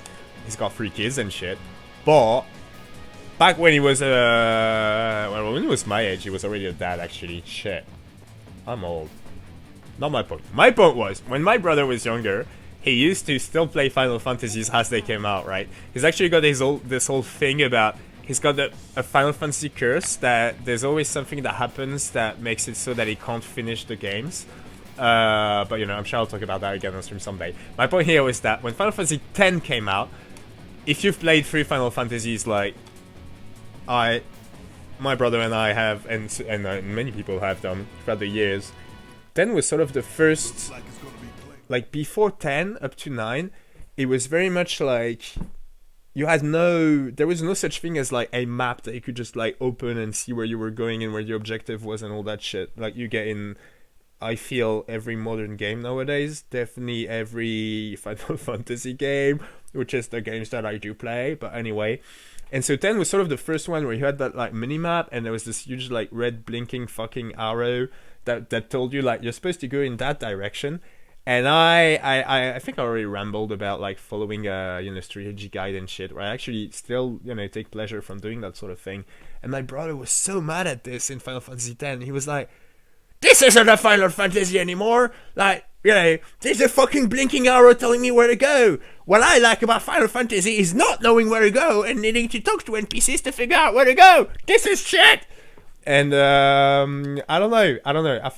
I think it's extremely cute. I think it's an anecdote that aged well when you look at the Final Fantasy community nowadays. Again, if you're not part of it, you must be like, what is he even talking about? But 16 came out last year in June. I personally think it was a great fucking game, but it was, you know, some, especially amongst the die-hard hardcore fans, like Husey. No, not like me, the stupid ones. Just I'm a vegan. I don't go throwing fucking fake blood on top of butcher shops, right? Same thing here, right? Some of the people that I associate with, that I consider myself a part of their community or whatever, are a bit too extreme, I think. Not Avalanche. They're very right to bomb shit up, even if it means killing a few innocent people along the way. But don't go throwing fake blood at your local butcher shop's fucking, you know, like, place just because it's a butcher shop. That's not how you are a vegan. That's not even how you are a vegan activist, in my opinion, anyway. Same thing. You can be a diehard Final Fantasy fan. You can have this little side project where you start streaming on Twitch twice a week. That's all about it's not even all about Final Fantasy. It's all about Final Fantasy VII.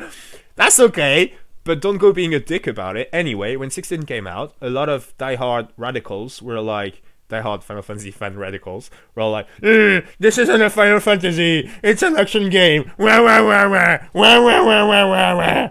And it's really interesting how I feel like, you know, throughout the ages, this is like a very human thing where, you know, Homo sapiens people just kind of, as they get older, they always get into that mood like, it used to be better. Yeah, the youth is shit, and what you're doing is not as good as what we were doing. And in so many, and it can be, we can talk politics, and it's the same. Where like, the fucking communists will tell you, this isn't communism. You guys, it's always the same fucking thing. And just, that anecdote with my brother saying like, ugh, if there's a map that tells me where I'm supposed to go, then there's no discovery, and this isn't a Final Fantasy. It's just a very cute, I feel, because I don't think there were a great many people that got triggered by that. And clearly, like, nowadays, again, I don't play many, I mostly play Final Fantasy or tangentially Final Fantasy related video games, so I don't know. But I do feel like RPGs, at least, definitely have that thing where, like, there's a map, there's a clear, like, we're much more guided in modern video games than we used to be before the turn of the century, I feel like. This is something that my brother didn't like, and he liked it better before. And in anything in life, you'll always find some people that were like, when things changed, they were like, it was better before! And it's just interesting. It's just interesting. That's all I'm saying. Anyway, moving on. Morgan, shut up! Okay, sorry. Plan A was if everything went off without a hitch. From the station, it would have been a straight shot to the reactor. Didn't work out, but we knew going in we had to have alternatives. Backup plans in case we had to get off early. From closer in to further out, B, C, D, and so on. Up to what? To E. Lucky us. Yeah! You're damn right. Anyway, we were riding the train between Sector 4 and the main pillar when we had to bail out. And we ended up on the adjacent line, which should take us to Reactor 5. That's right. So for now, we follow the tracks. Not too far, though. Need to switch to a different route before we hit the station. Because you can bet your ass is going to be crawling with security. All on high alert. Let's move.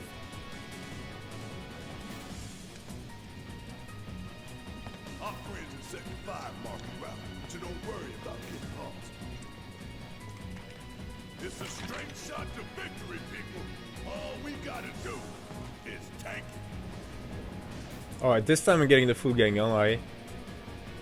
Please. You have nothing to worry about, sir.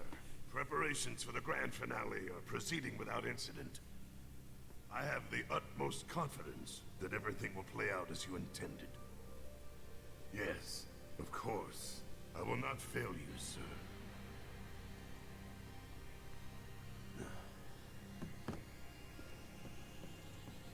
Sir, analytics reports that the results fall within the admissible range. However, the casualty rate significantly exceeds previous projections. Remind me what your job is. Is it to question the wisdom of your superiors and bemoan your personal hardships? Sir? Huh. Casualty rate. You think I care about the casualty rate? They're pawns in a greater game. If your stock runs low, then go round up more from Sector 3 or wherever else. Use your head and bring me solutions instead of problems for a change, yes? Sir.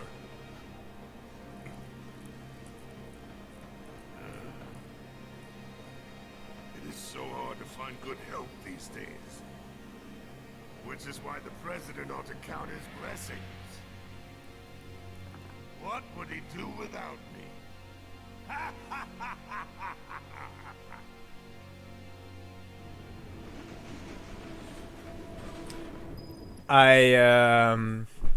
Zashkaria, some changes are not so good. Climate, for example. Yes, you're very right. And there are definitely things in which I wasn't saying just embrace whatever changes happen. There's tons of shit that we're doing extremely wrong.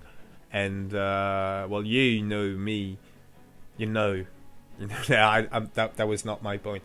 I'm just saying, when it comes to some things, or rather, no, I think with everything, yes, including climate change, you heard it first from the streamer that keeps saying, let's fucking bomb Mako reactors in real life! We should just be open to the idea that, like, we live in a society, right? society changes. We should be open to change and question it, of course, because some changes are bad. Now, our specific society, I personally feel,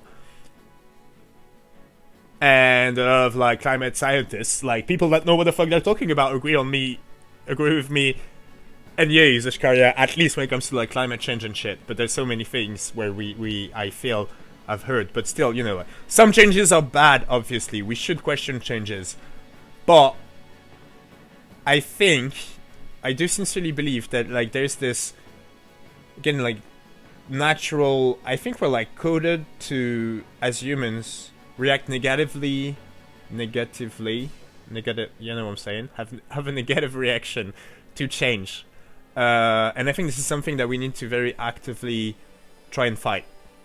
Which is not to say embrace any and all change. It just means that when change comes your way, and you were like, and you know, you'll get this natural reaction that was like, this is what I'm used to. This is something else, not cool. Well, you know, is it not cool? And then you think about it, and if it ends up being a fucking economical system of world domination and fucking colonization, or any sort of oppression, then yes, by all means, take up arms, be Avalanche, fucking blow shit up, write books, be an activist, fucking walk down the streets. All that is great. Fight change if change is bad, but embrace it if it's good. And if you honestly don't know, I was never big on French rap. As you might have guessed, I really very much like, you know, US rap. Well, things are changing in both games. I don't know shit about the French rap scene, or even the French hip-hop scene for that matter. I know things are changing. I am not a very big fan of what I feel are some of the main artists in today's, you know, France rap scene. But I'm not, you know, I'm not gonna take that stance of like, this isn't what rap is. I don't fucking know. It's cool, it's changing. And if it resonates with the youth, if this is what they feel like rap should be doing nowadays, then fuck yeah, they know better than I do. Why the fuck should I even, you know, take a stance on that? Is what I'm saying. Just, yeah, I guess my life advice for y'all is be open to change, question it. Just don't, you know, don't fall into that. And again, I'm not criticizing anybody or anything. I'm just saying, I really think our human brains are kind of wired, especially as you get older, to just sort of, you know, your prior on how you'll feel about change is gonna get, like, more and more into the change is bad. When not all change is bad, some change we should embrace.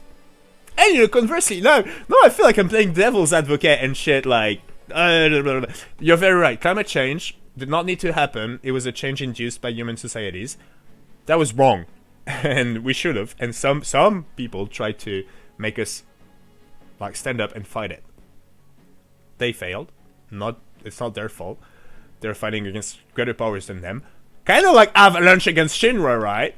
But also there's many cases where it's sort of the opposite. There's, when it comes to social changes in society, there's many people that are preaching for changes, and then there's that stance against it that is absolute fucking, you know, just a natural no. If you'll allow me, prologue, but I swear to God afterwards we'll keep on playing this game. This whole thing.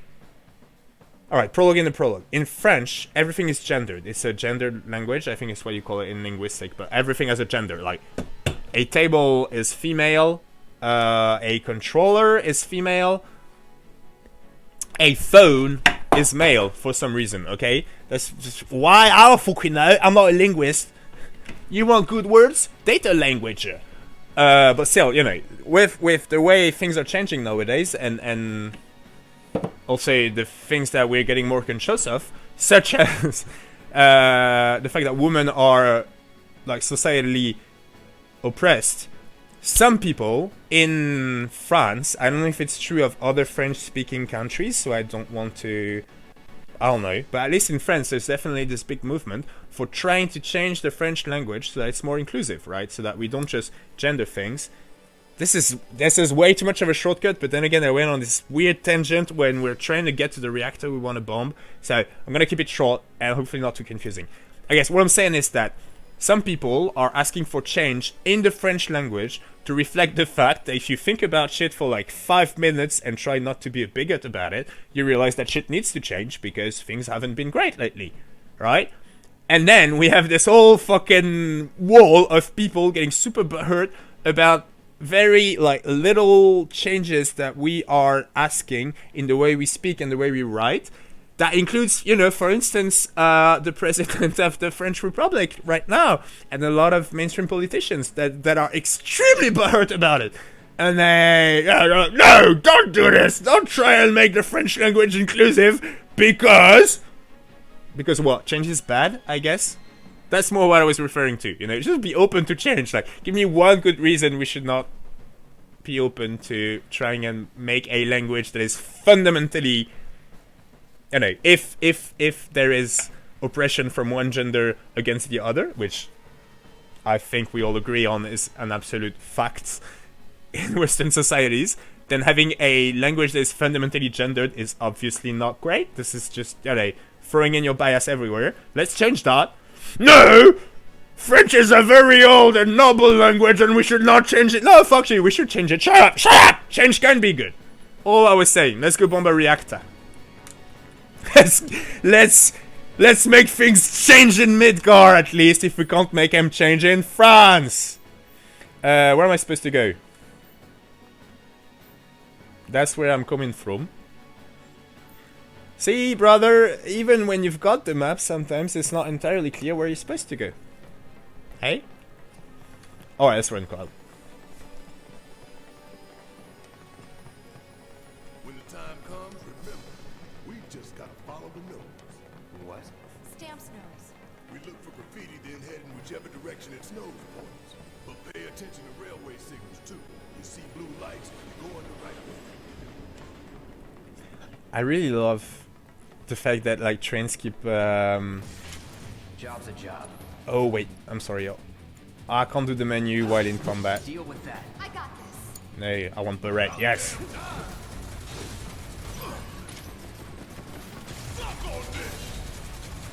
Suck on this.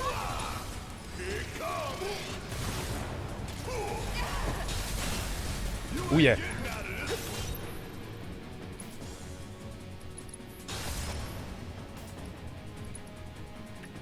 Where now abilities?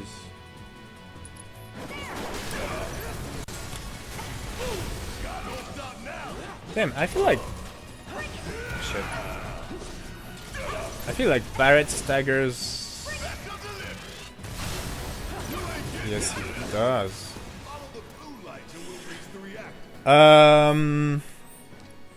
Yes. Menu shit for a second, y'all. Because I've got I learned all the skills that I could from the weapons, for both Tifa and what's his name, Cloud, but not Barrett. And we finally got the whole gang, so I can learn shit with Barrett. So we're going to be focusing on playing Barrett, and I don't want to wear these because they're cheating. But I do want to make Barrett my leader. Alright. What was I saying before this? Was I still going on about change and how it's sometimes good and sometimes bad and you should not outright reject it? Because if so, I do believe we've about covered the topic, Morgan. Please shut up about it. Yes. No, Stamp. Biggs is way ahead of us. Jesse was gonna back him up, so it wouldn't surprise me if he needs our help. So let's not keep waiting. Alright. We need to look for graffitis of Stamp, which is super interesting. And I must admit,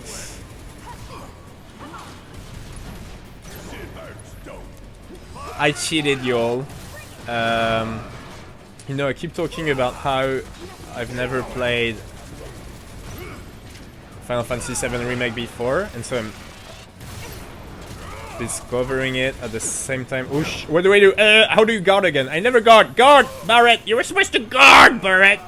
It's alright, it's alright. Cloud will heal, yeah. Yeah, I'm discovering this shit in real time with you guys. I do shit with some minor shit, like I look some shit up, like for instance, this whole stamp shit had me really interested. I don't know if you remember, but essentially there was a lot of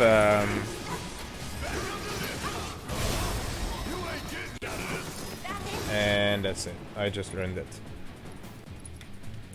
Inside dialogue, they kept referencing Stamp, who seemed to be a. Oh shit! Sorry. Good night, Krieger.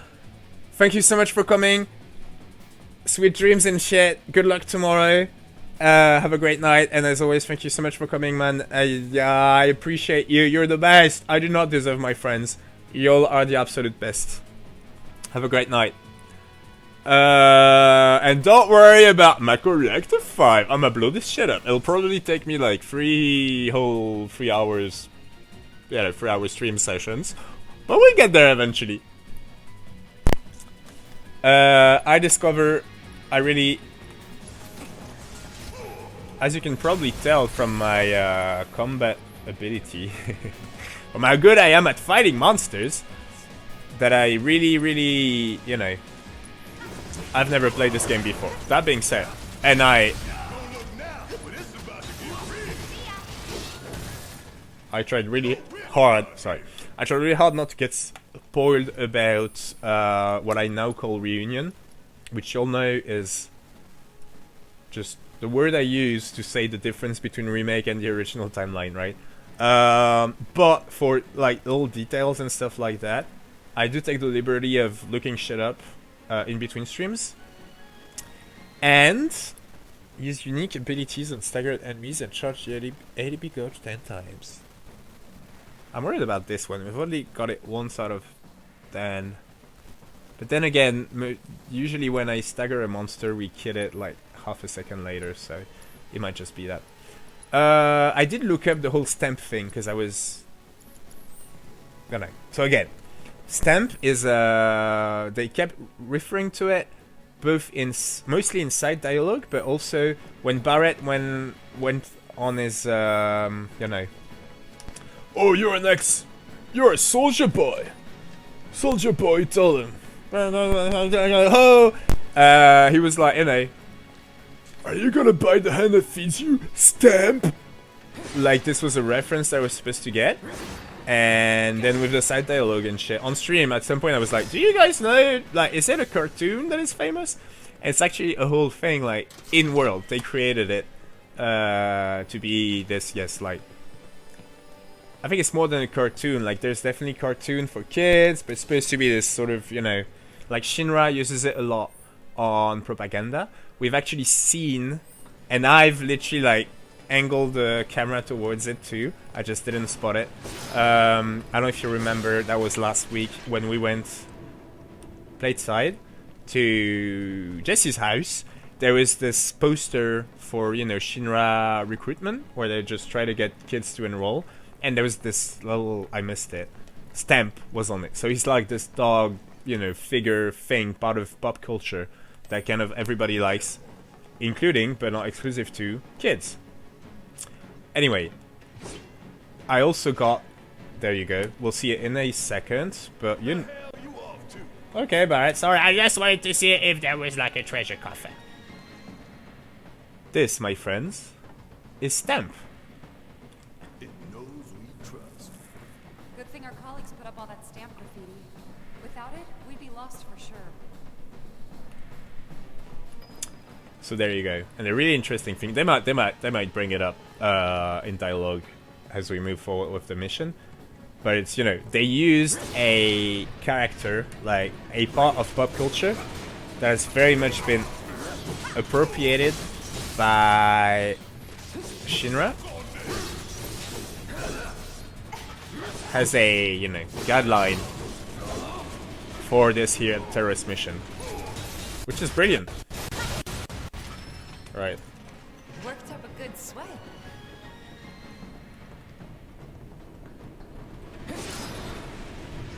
And also, the like initial design for Stamp. Guys, I think it might be a nest. All kinds of creepy crawlies make themselves at home in the plate. They get messed up even more by the Mako. Mako did this? No, not Mako. Shinra. What? That black and white world of yours. You like it, huh?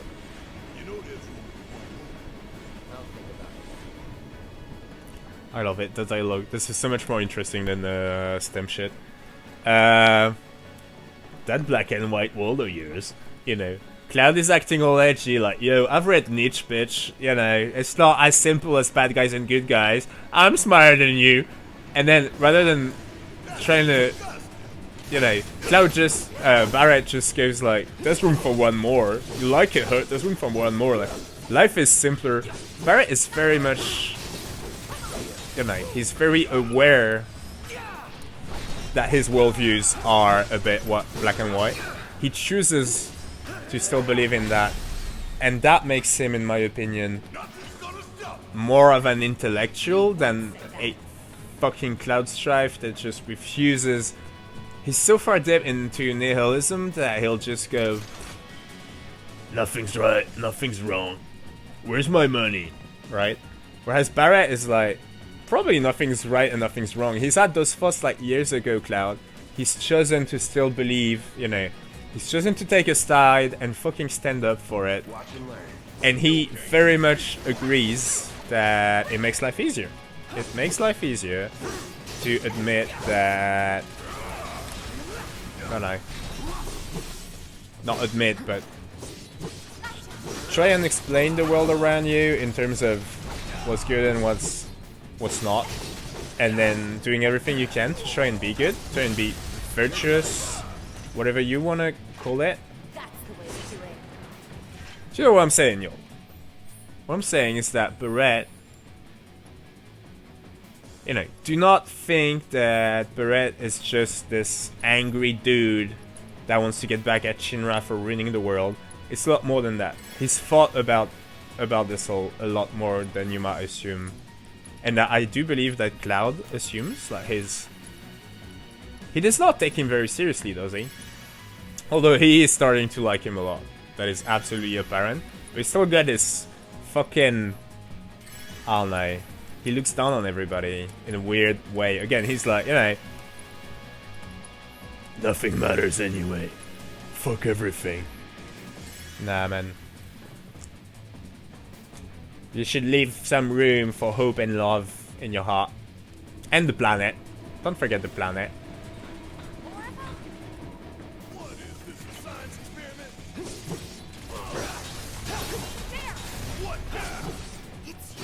Oh shit. You must be the queen. Sorry.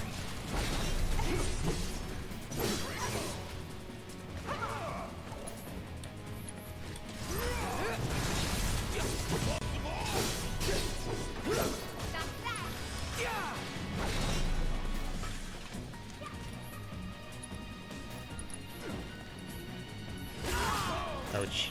Motherfucker.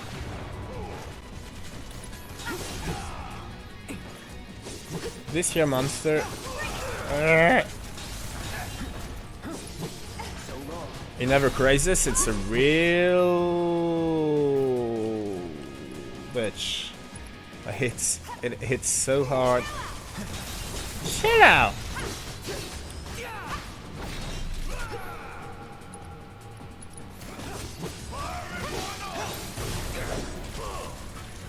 Come on, y'all, it's almost staggered. Fuck yeah.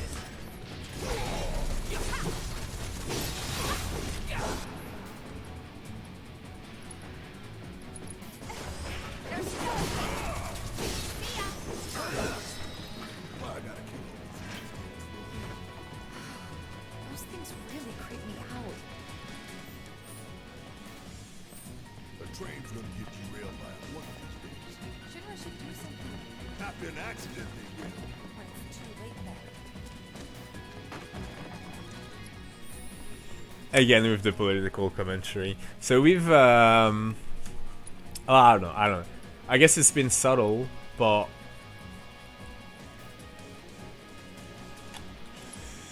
Shinra is not just a company for those people, right? Like folks that live in Midgar, it's very much a sorry, I'm doing menu shit. Just a second. It's essentially like a company state, if that makes any sense. Like, right, they run the army, they run security, they've literally built a fucking city on top of the city. It's gone way beyond, you know. It's not just a company. And even Tifa, who's obviously, she's you know, involved in Avalanche, she's very conscious of everything about what's going on with the planet. She believes in the whole ideology behind it all. But even she, her first, you know, they're talking about how those creatures are thriving in the subway like system or train system, and even Tifa, her, you know, she can't help but say, oh, Shinra should do something about it. Do you know what I'm saying? It's really fucking interesting. It's really, I think it's great fucking writing. Again, it is not, and we're just talking about it, not black and white. Oh yeah, god damn, more material. It's not black and white at all. They're all kind of stuck in that system, just like we all are. Hey.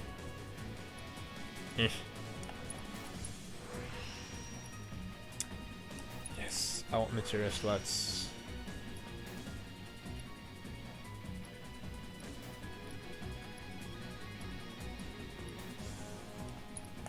And attack power. Alright. Tifa!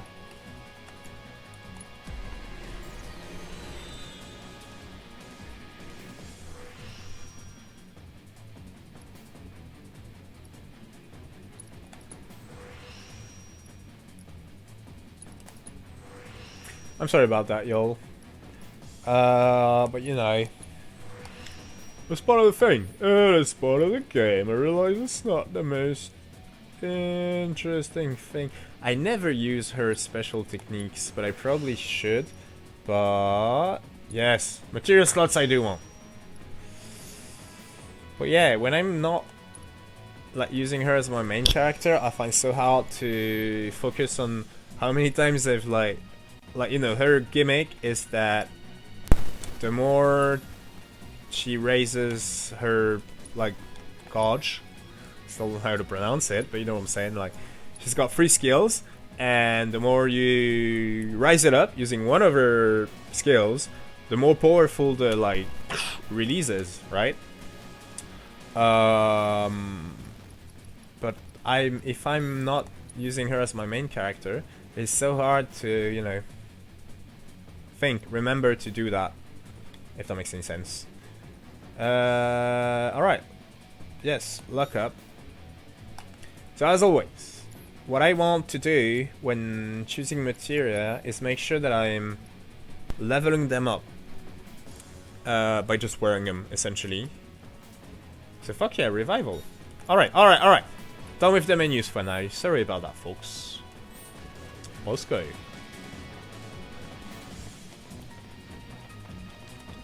And we just came from here. I kind of wonder.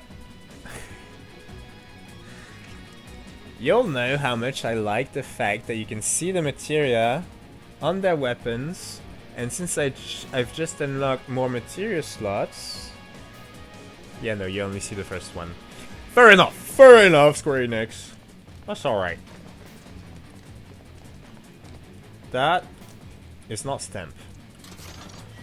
What are you doing here?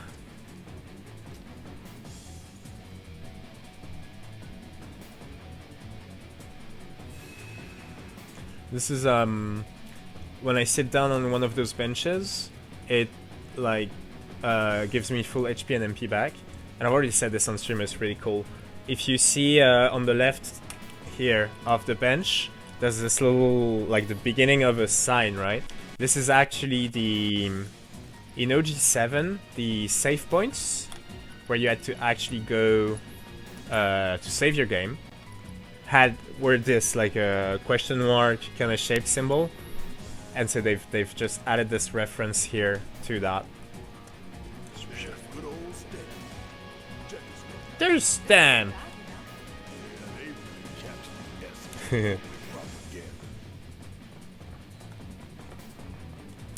So Stamp is an edition of Remake as well, I do believe, but I'm almost sure.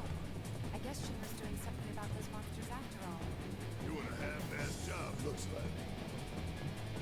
Man, how did we get such a shit detail? Screw it. Let's just give it a quick once-over and call it a day.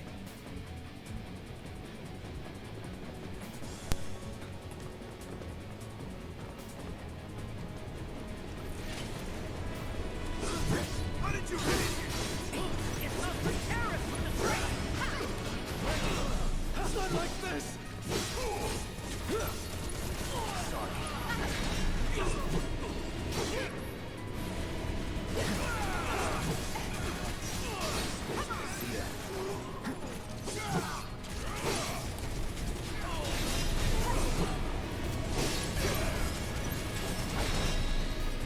Would kill for a shower.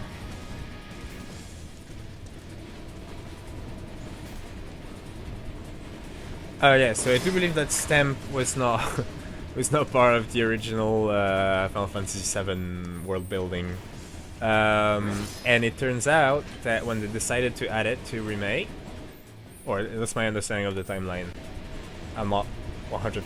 Well, I know the fun fact I wanted to tell you guys about that I'm sure about is that when they decided to do it, to like add this, you know, little dog thing that was pop culture that everybody knew about, that Shinra reused to do propaganda, Nomura-san actually chose to design Stamp himself. Which, I don't know, fun. I don't really know, I often wonder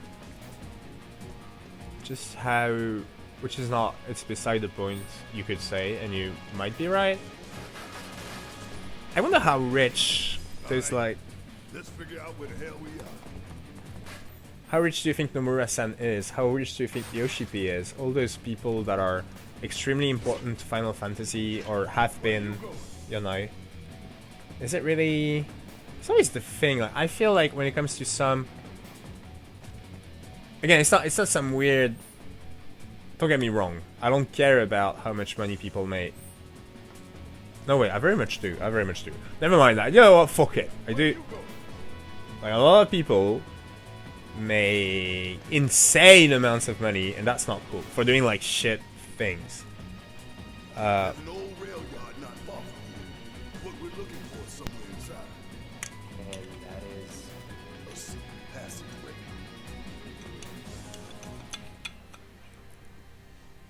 We've compiled our report on Avalanche's combat capabilities and our...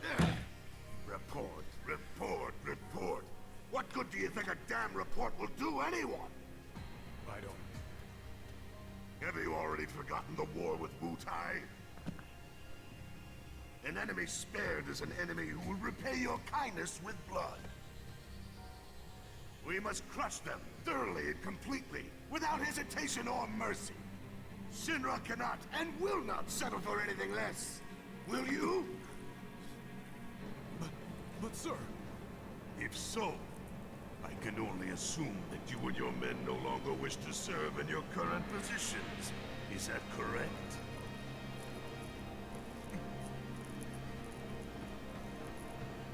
We'll prepare the prototype in Section E for immediate deployment. Right now, damn it!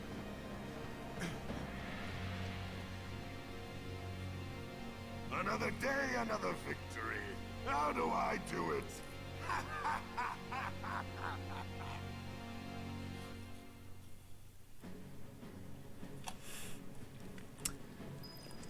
This piece of shit.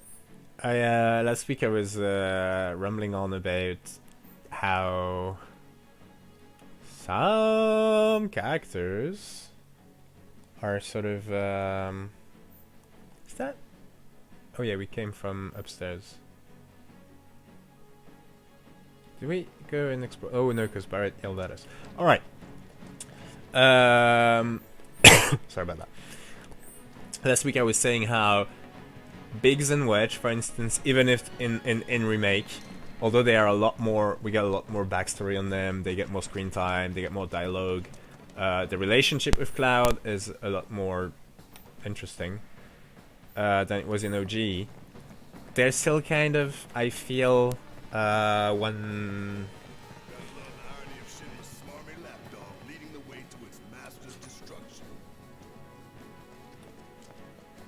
Damn, Barrett, I'm the first one that throws like shit at Cloud, but at which point has he proven that even though he's kind of a dick, you know, on the human front, he's sort of... I'm not a smarmy Shinra dog, whatever smarmy means. Yeah, one-sided characters. Fucking Heidegger, man, like... There's the Nazi name, and then on top of that, he's just... You know what I'm saying. So very, very... Oh, more defense, but less magic defense. But 2 materia slots, fuck yeah! All yours, Tifa.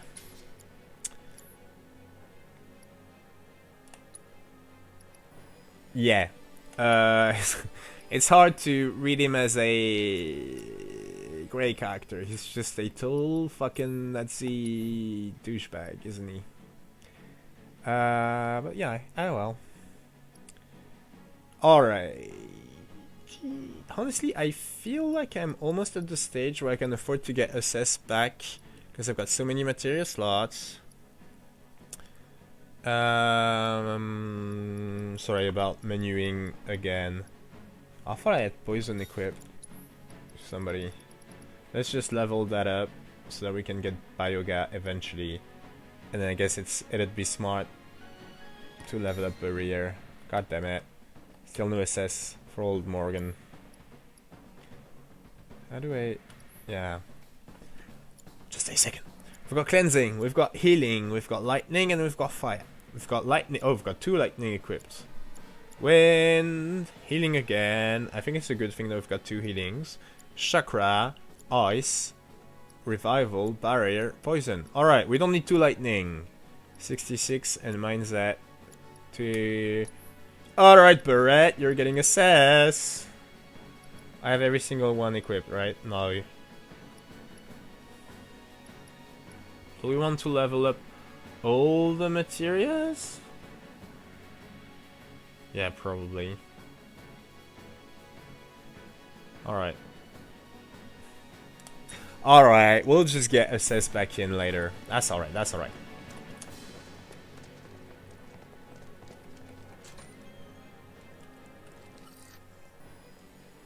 Intruders!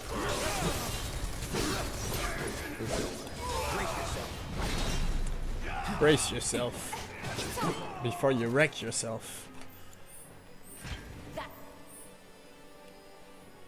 the way to do it. That's the way to do it. We're going to the rail yard, remember? Yes, Barrett. We're just checking to make sure there's no Shinra crates. You know, this way leads to the station, not the rail yard. I told you this ain't the right way. So yeah, Heidegger is a total douchebag. Just not... I don't know. Again, see, I'm a fanboy. I can be critical of Final Fantasy. I'm saying... It's hard for me to, you know, like, believe in that character at this stage. Like, he's honestly what... You really don't like Stan, do you? It's not that I hate him. I hate the fact that Shinra took a loyal animal like that and co-opted it for their own self-serving agenda. Poor old Stan. Starting to remind me of one of Marlene's picture books. The one that's full of nothing but mazes. Think you're making progress, and then you hit a wall. Knock it down. You're starting to sound like Baron. Never mind. It's a good plan. They're cute. They're just shooting the shit. And there's a hidden room to the right. So yeah, Heidegger. I'm not a fan of that character. Obviously, because I'm not supposed to be a fan of him. I'm saying, since they went the route of, you know, making things deeper and more characterization and backstory, Surely we could have gotten more on Heidelberg, but then again, I don't know, maybe we will later. Maybe there's a reason why he's like this little fucking waste of hair. Also, if you notice how he's got like this, he's got this black hair beard with just a few very white hair that stand the fuck out in it. I think that might be the reason I'm so fucking offended by this dude. Other than the fact that he's an obvious Nazi capitalist person, is that he's a Nazi capitalist person with a few white hair in his beard that very much stand out. And just the other day, I found my very first white hair in my beard. Oh shit! That motherfucker just flamethrowered me.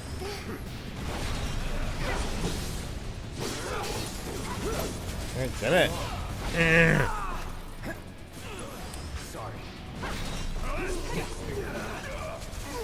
God, getting my ass handed to me. Barrett's got a cure. Oh, that was amazing. Did you hear that?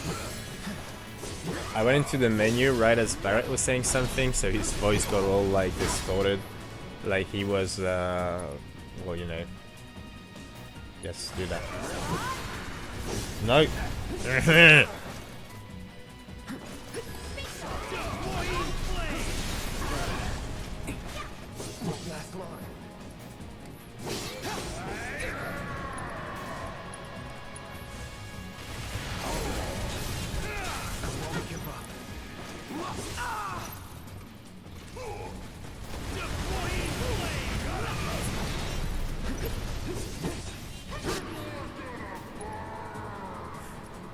That just happened again, I love it.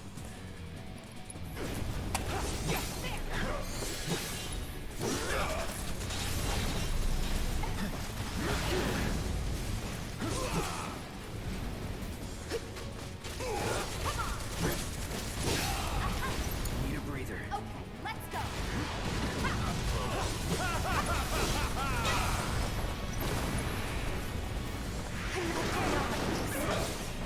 Mind taking over?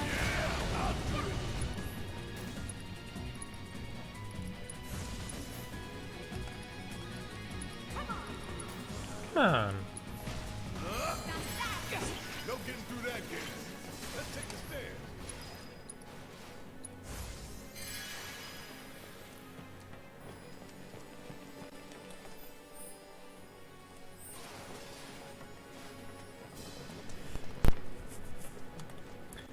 We should be reaching that secret passage real soon. I knew Plan E wouldn't fail us. Should have called it Plan X. What you think, Mr. Ex-Soldier? Biggs made the plan, right? I provided some input. Hope not too much. What's that supposed to mean?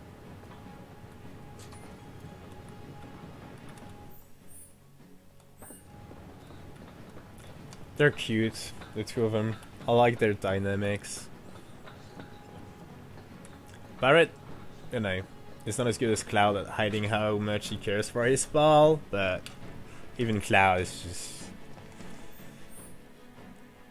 They're cute, they're cute. So yeah, how much does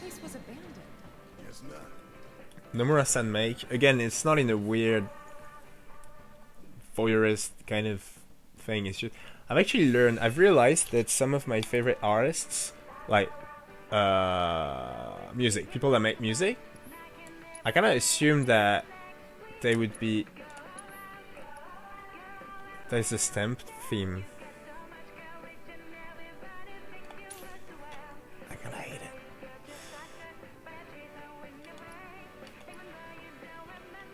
it. And we have all the materia, and we're not gonna buy anything else. Ooh, here's a materia that we don't have yet. Yeah, so I realized that some people that I really like the music that they make as like professional artists, right? And I realized that they made very little music. And they're like fucking hipster, you know, obscure shit. Like they have some sort of mainstream presence. I just sort of assumed that, you know, if you're a well-known artist, you'd be... Oh, so many tables to break up. So I should probably focus on... Yeah, like...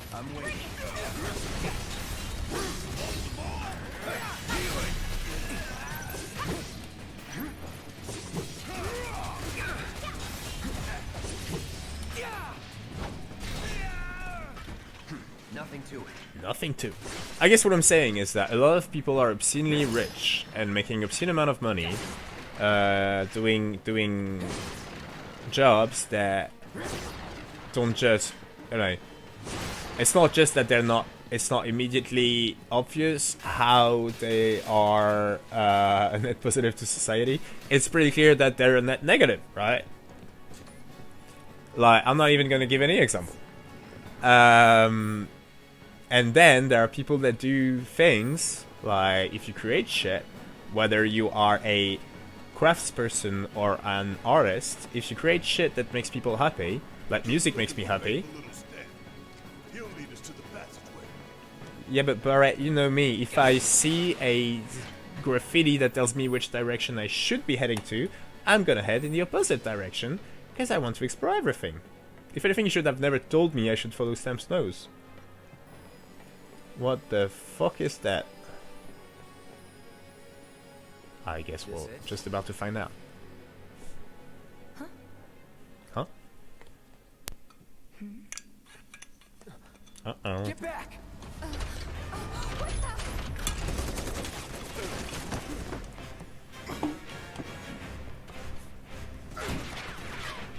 That all you got?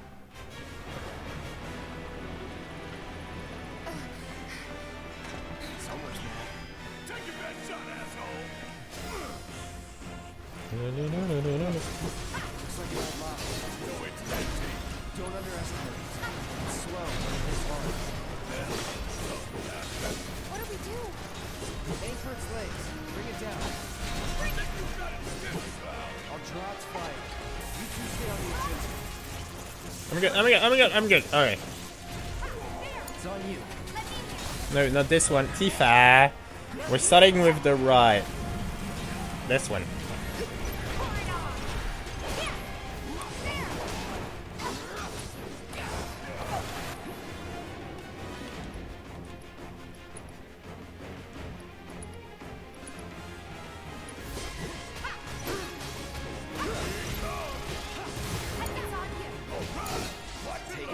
Why are they...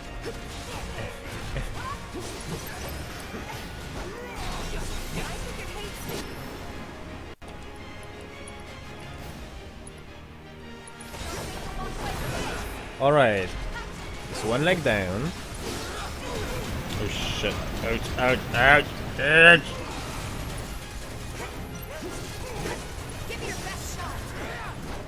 What are you doing, Cloud? What are you doing, Cloud? Left front leg. Alright.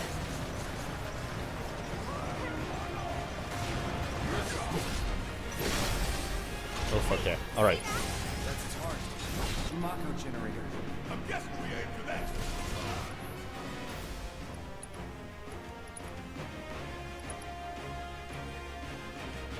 Where is she though? I'm worried that she's too far.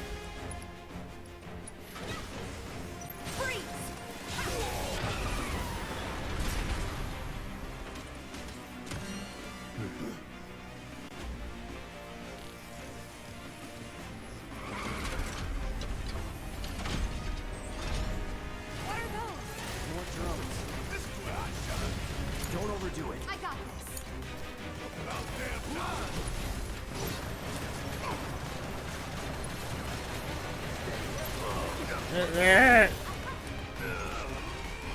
Alright, you're okay! Suck on this!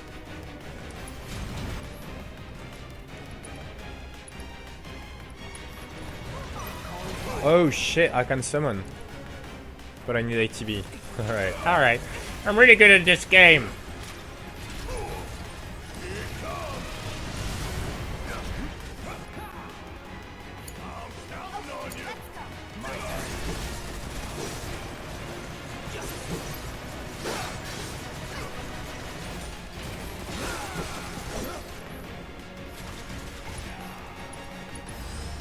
Alright, yo!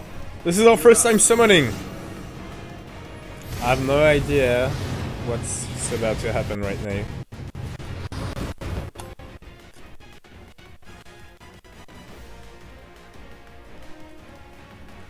Alright, summons fight alongside you for a brief period, and the remaining time is indicated by their gradually decreasing gauge. These beings have a will of their own and engage the enemy as they see fit. However, you can command them to unleash unique attacks by expending your party members' ATB charges. When a summon gauge is completely depleted, a summon will execute a devastating ultimate attack before they depart. Sounds good. So, like Tifa, you can do Crimson Dive, leap high into the air and bring Fiery Doom to an enemy from above. Alright, go for that leg.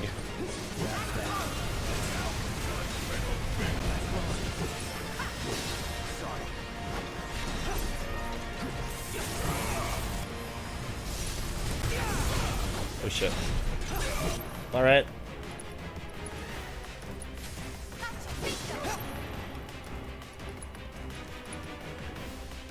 Oh wait, let me get 2 ATB with Tifa so we can try out the other summon ability.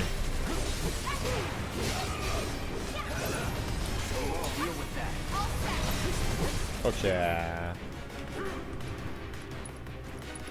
No, yes. Radiant Plume on the rear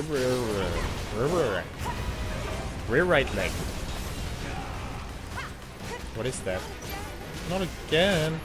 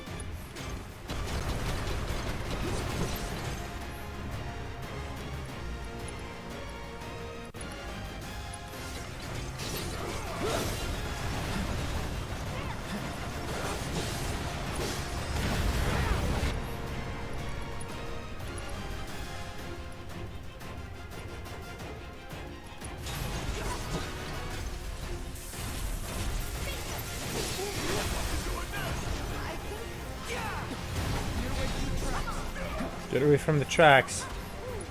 Why? A staggered cloud. Alright, Hellfire.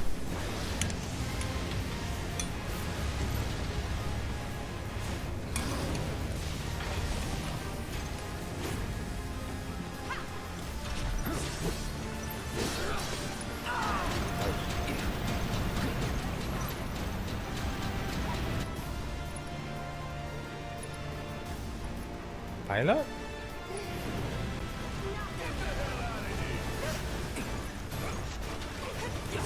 Oh shit, get out from the tracks!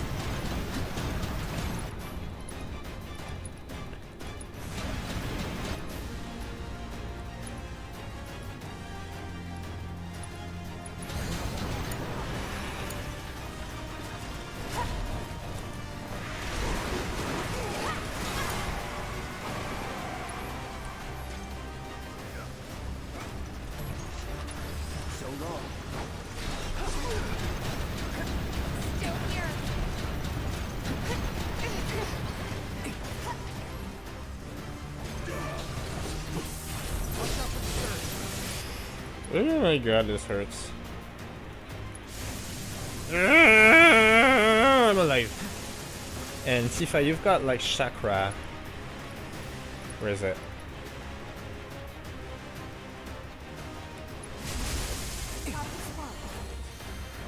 Alright. I feel like I should just... Shit. No! Get out! Get out! Get out from the tracks! Okay. We'll just go straight for the big guy, because it's almost dead. Let's just finish this, like, quick and dirty.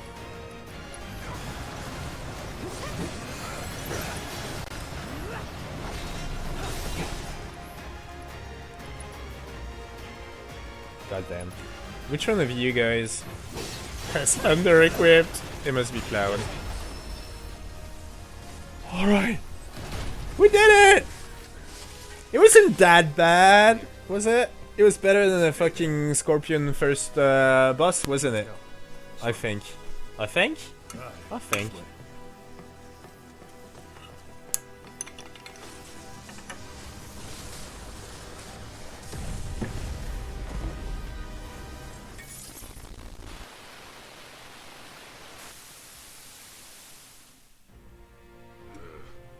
This won't do. Sir, analytics reports that the feed went down after an anomaly was registered during the test. An anomaly? An anomaly? Or an excuse for your failure to properly prepare the armor? No, sir. All modules were confirmed fully operational.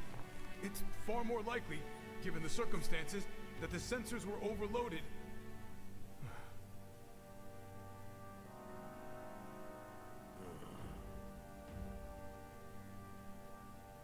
Is that so?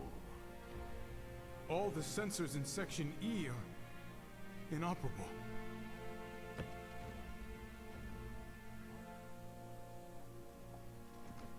The President.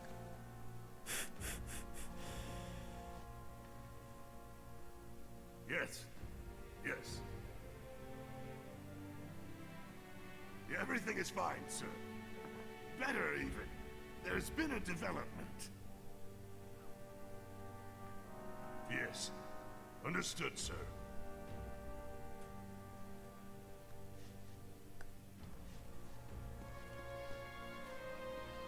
We know exactly where they were headed. If the armor is intact, then you'd best determine the nature of this anomaly soon.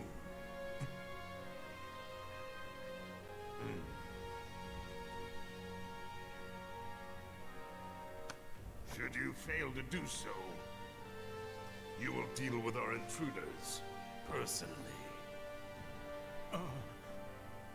Yes, sir. Don't worry. I treat my people more than fairly. So don't disappoint me.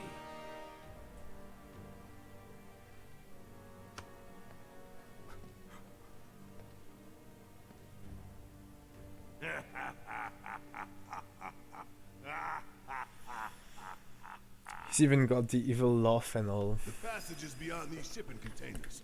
Let's slip through them. That being said, though, I'll say this. For good old Heidegger, is that I don't know if you've noticed, but You okay? Yeah. in that control room of theirs, he's got the exact same chair as the other guys. You bump into any giant robots like that in Reactor 1? Yeah, except the bastard looked like a scorpion. Speaking of which, what would you say that last one looked like? Huh? Well... Looks dead now. I've said a goblin from Final Fantasy 11 or 14, which are the same goblins. I'd even say a goblin robot from Final Fantasy 14, but that's just me. I have this theory. Lo and behold. Lo and behold. What is that? On my map. The blue point. All aboard. All aboard!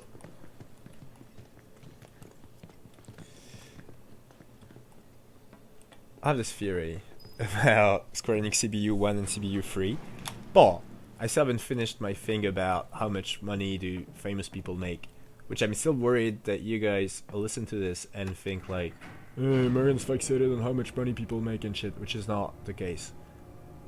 Although I sort of am. You know, it's a thing of like French people, like it's a big taboo. We're not supposed to talk about how much money we make. And like, for instance, if you work at a company, I know this because I used to work. You're really not supposed to ask your coworkers how much they make, which is, I mean, if you're French, there's just, it seems natural, it makes sense. It's just like kind of, you know, like money's not cool. Like we should not be talking about money and not. But it's also a great way to make sure that shit things like, you know, some people making more money than others for the exact same qualifications and job. That's a great way to make sure that this sort of shit keeps happening, or higher ups making, you know, insane amounts of money. We should kind of break that taboo. Anyway, I feel maybe I'm being weird about this because I'm French and I'm talking about how much Nomura-san makes.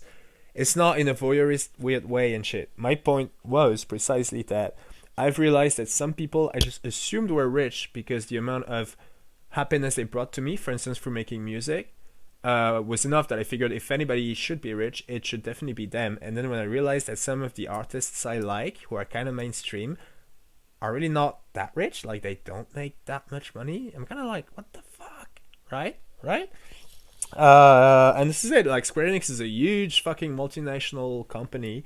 I just sort of wonder, Nomura-san I think is even more interesting than Yoshi-P, because Yoshi-P is like well, he's head of CPU 3, that's Creative Business Unit 3, so he's one of the main units of Square Enix, and like he's the top dog for Final Fantasy 14, Final Fantasy 16, amongst other things, 11. But but he's also on the board of directors of Square Enix and shit. Like, no, he's got that manager vibe kind of thing. Whereas my personal feeling about Nomura-san, who's very much the mastermind behind a lot of what the extended 7 universe is. Not saying it's all him. It's not all him, but he's definitely one of the, you know, nobody would deny that Nomura-san has a huge influence on all this. Anyway, he's very much a creative person, right? He was initially a character designer for the Final Fantasy franchise. And I just, Square Enix is hugely profitable, right? There's tons of money to be redistributed. It'd be very interesting to know how much a low-level QA tester makes. But I'd also be curious. I'm just saying, is Nomura-san as rich as I personally feel he deserves to be? All the while keeping in mind that I personally think nobody should be rich, right? Like nobody should make 10k a month. But if somebody should, probably Nomura-san. That's all I'm saying. Shut up about money, Morgan. Let's play the game. Yes. Just so you know, it's not gonna get any easier. When did it ever?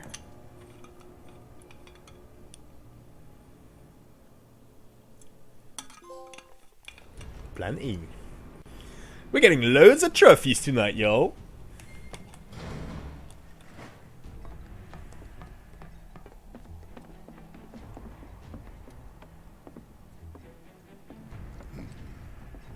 Through here and straight on to Reactor 5.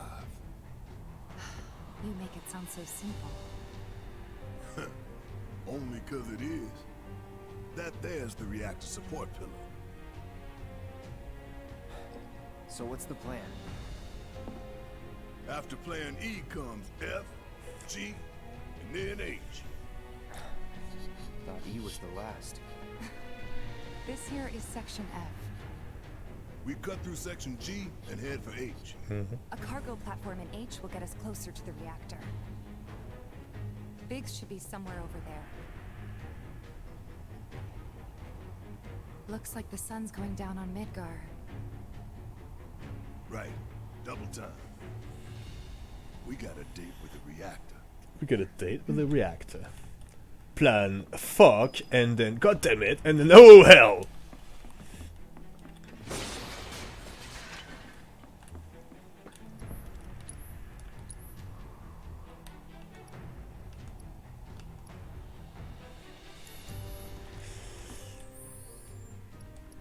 Menu time! Sorry y'all, but we got a new weapon, which also gives me an excuse to have Tifa as my leader.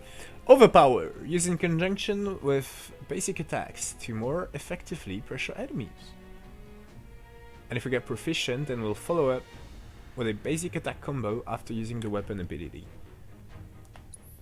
Yes, we want to restore the weapons from the previous whatever. She still got chakra, ice. There was a... yes. Sorry, just a second of menu, y'all. I want to make sure that none of my materials are, you know, capped in their levels or whatever. Also, I really... see, this is one of the things I'll cheat on. Like, I'll try and figure out what luck is, what the luck stat does, so that I know what I'm doing.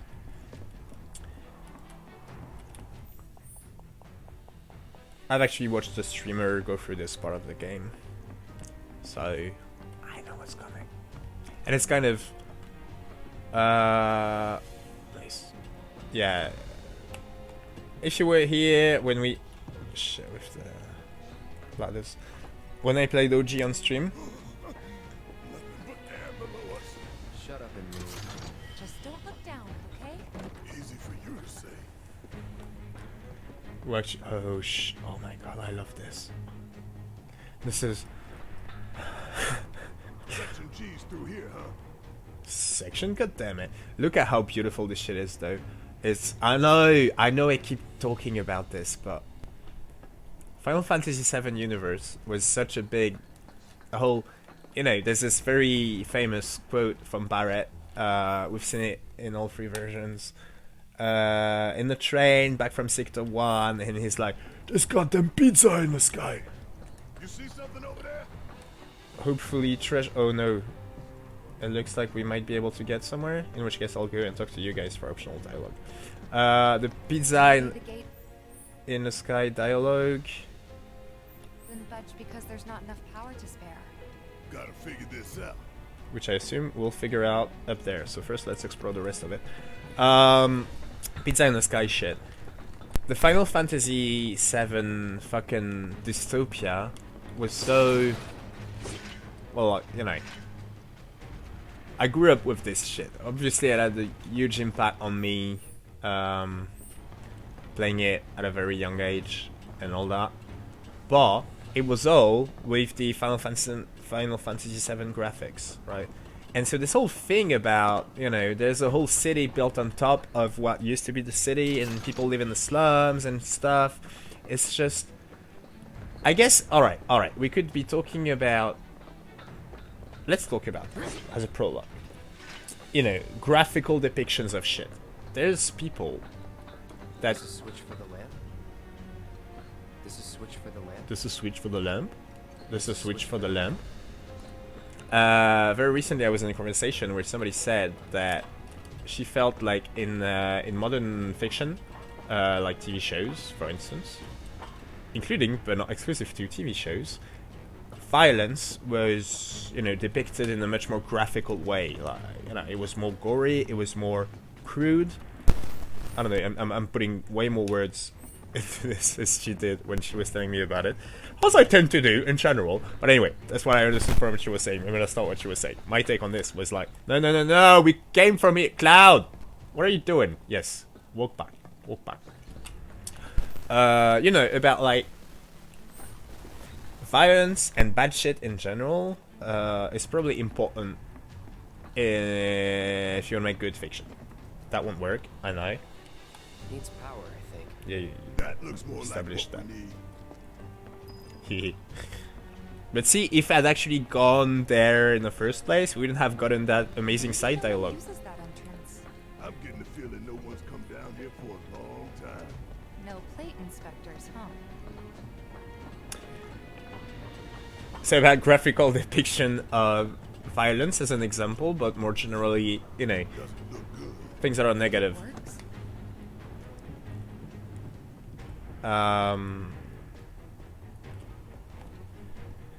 I feel like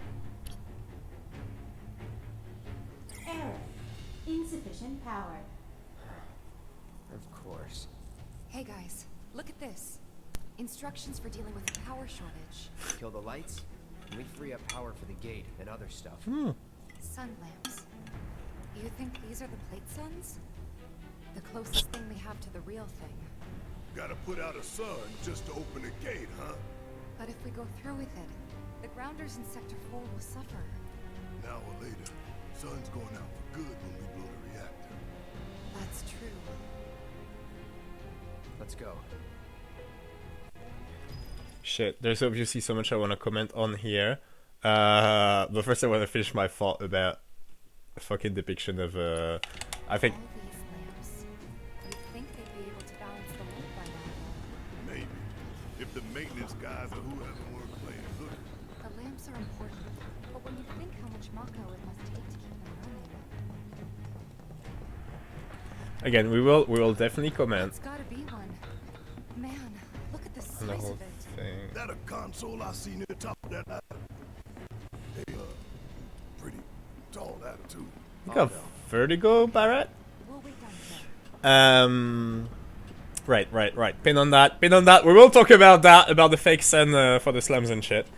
I just want to finish my thought on graphical depiction of shit. So the Final Fantasy VII universe very much, you know, resonated with my. So I'll just pause and finish that thought. As a kid playing that game, I actually, you know, ironically, it was very graphical in my mind. I really pictured this fucking dystopian world where some people were living on top and some people were living beneath it, literally.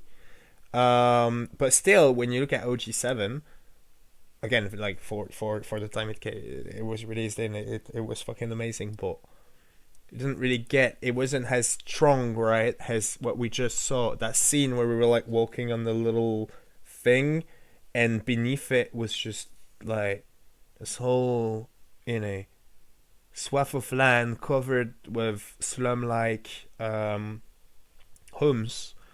Is a very graphical, very strong, I felt, you know, telling of what they were trying to convey with that story and that specific dystopian society.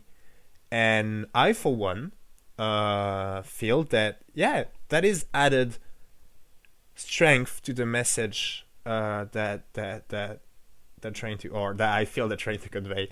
I obviously have my own bias on the way I read Final Fantasy VII, but even if you don't, they're clearly going somewhere with the huge pizza in the sky, like people living literally on top of one another and shit.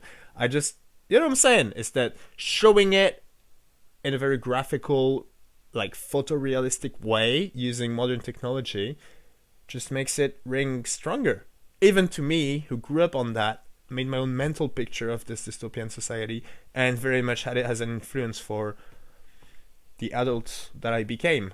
Or some would argue I'm still not an adult, but this is something else, not about me. Anyway, that's all I'm saying, is that I think there's something to be said for graphical, for crudeness in how we approach some of the things we loathe about society, or whatever you want to criticize through the art that you produce.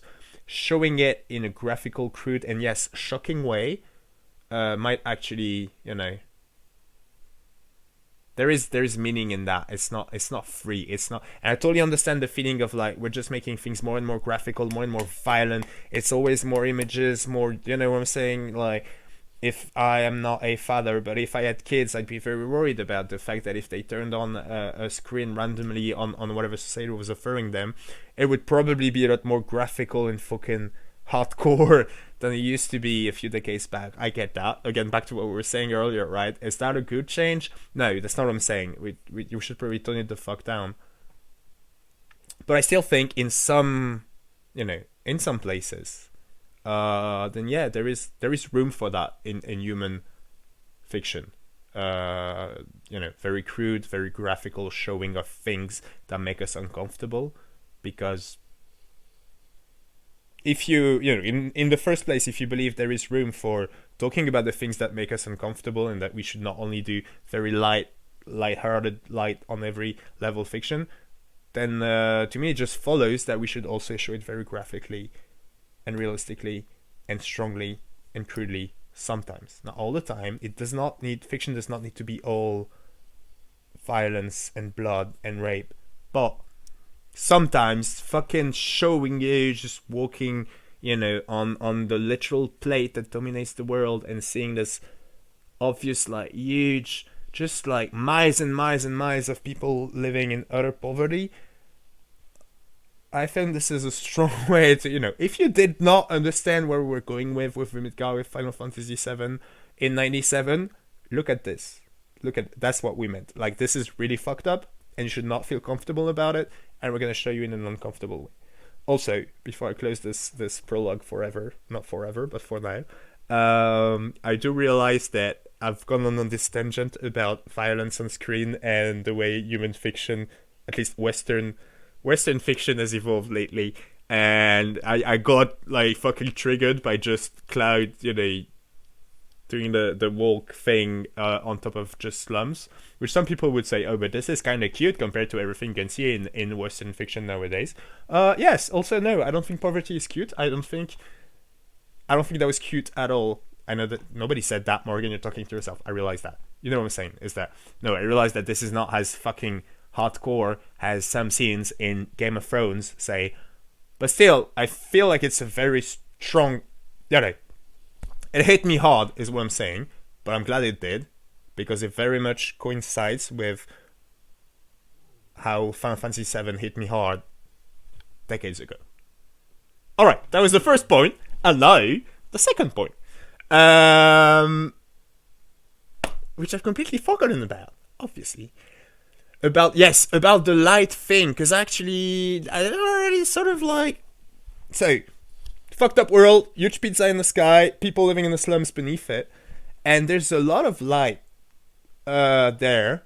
So, there's the sun, I don't know what latitude or longitude, whatever. I don't know where compared to the equator of their planet Midgar is. There would definitely be... Let's not get into physics, Morgan, but you know what I'm saying is that depending on where they are located on the planet, you'd still get some natural light in the slums from the actual sun, but still, obviously, having a fucking city on top of you diminishes that amount of light. And the whole thing they say about there's almost no flowers in the sun, I think we're supposed to interpret as they've got almost no natural light.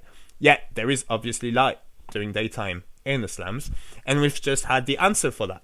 And again, this is one of those things where it's gonna feel like I'm debating myself, which is weird, but some people could say, some people did say, and I'm sure some people are still saying, maybe not right this instant, but they've been saying that 7 Remake is just the first third of OG7 story, just sort of like distilled down by throwing tons of water, it's watered down. Like this whole segment that we're on, that was not part of the original story, and does it really contribute to the overall story? We didn't need to go through all that struggle to get to the reactor in Sector 5. But didn't we? No, obviously we didn't, because the game worked great in 97 and people loved it. And that did not happen.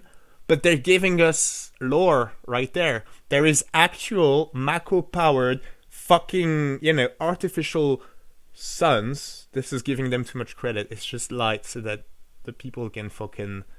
And, if you ask me, Shinra's doing it so that these people that live in poverty can still function enough that they can hop on a train and then go work for them and shit.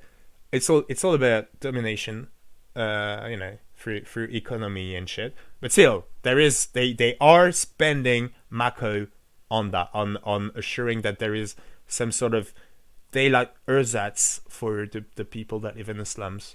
And I just love that.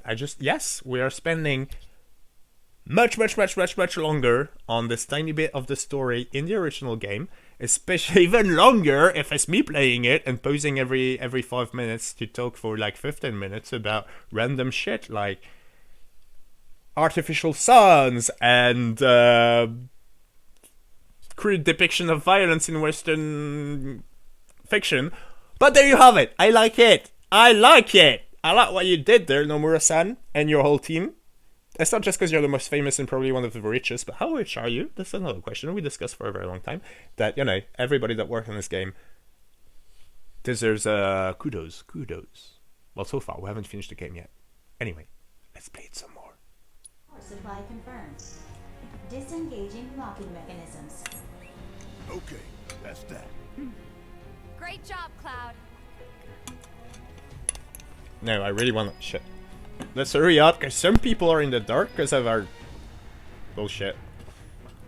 But it's okay, because we're gonna, we're doing it for the right reasons. Where are you guys? Let's fucking go! What are you doing? Next stop, Section G. Section? God damn it! And after that, Reactor 5. Not again. Great. I'm sure those things will welcome us just as warmly as before. Tell you what, the rot runs deep in this damn pizza. He just made a reference to the pizza that I keep making reference to. Can I turn the lights back on, please?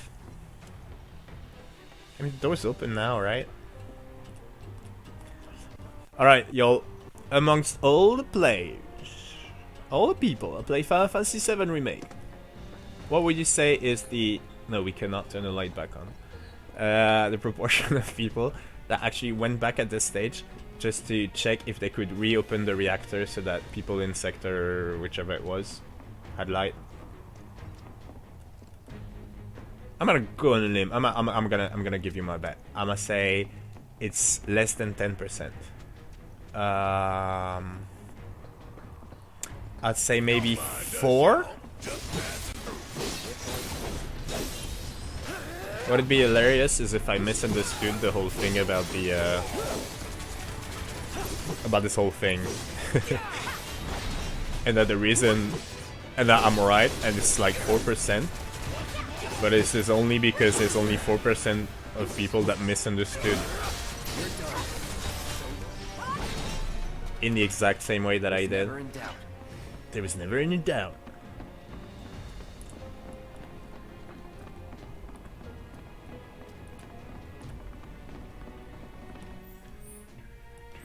Sorry, y'all.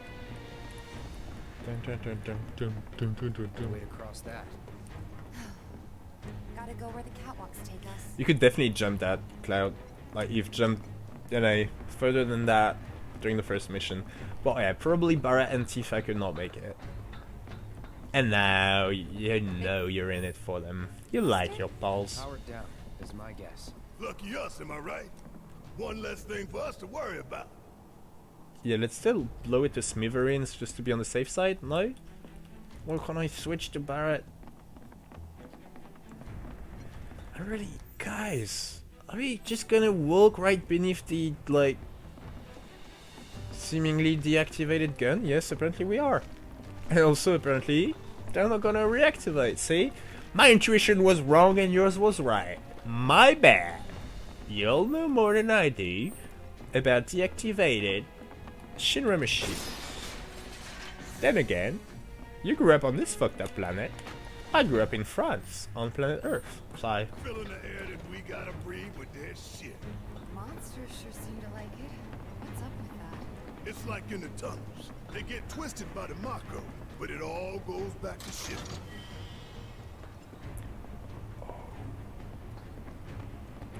I forgot. Sorry, just a second. We've established that I have an excuse to use Tifa as my leader because I want to get the her I want to get her proficient in the new weapon that she got. Proficiency 0%. And I'm just supposed to use it in conjunction with basic attacks, which means like smashing the square button, which is mostly the only thing I do in combat. So, you know, that worked great. Everything works out great. Dun, dun, dun, dun, dun, dun, dun, dun, dun.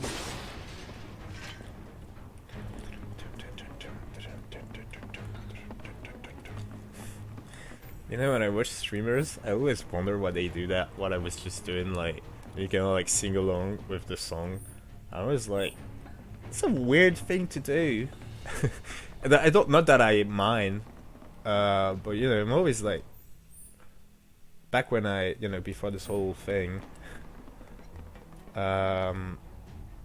before I thought, look at this graphical depiction of, no!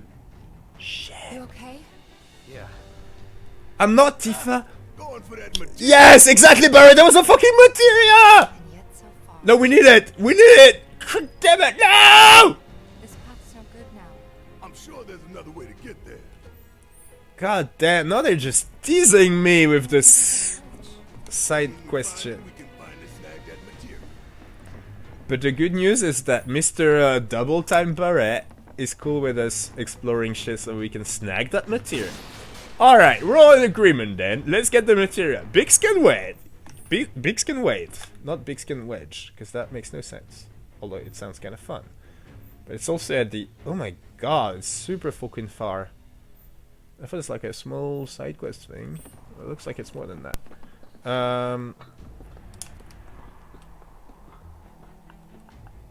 What time is it? I need to keep an eye on the time.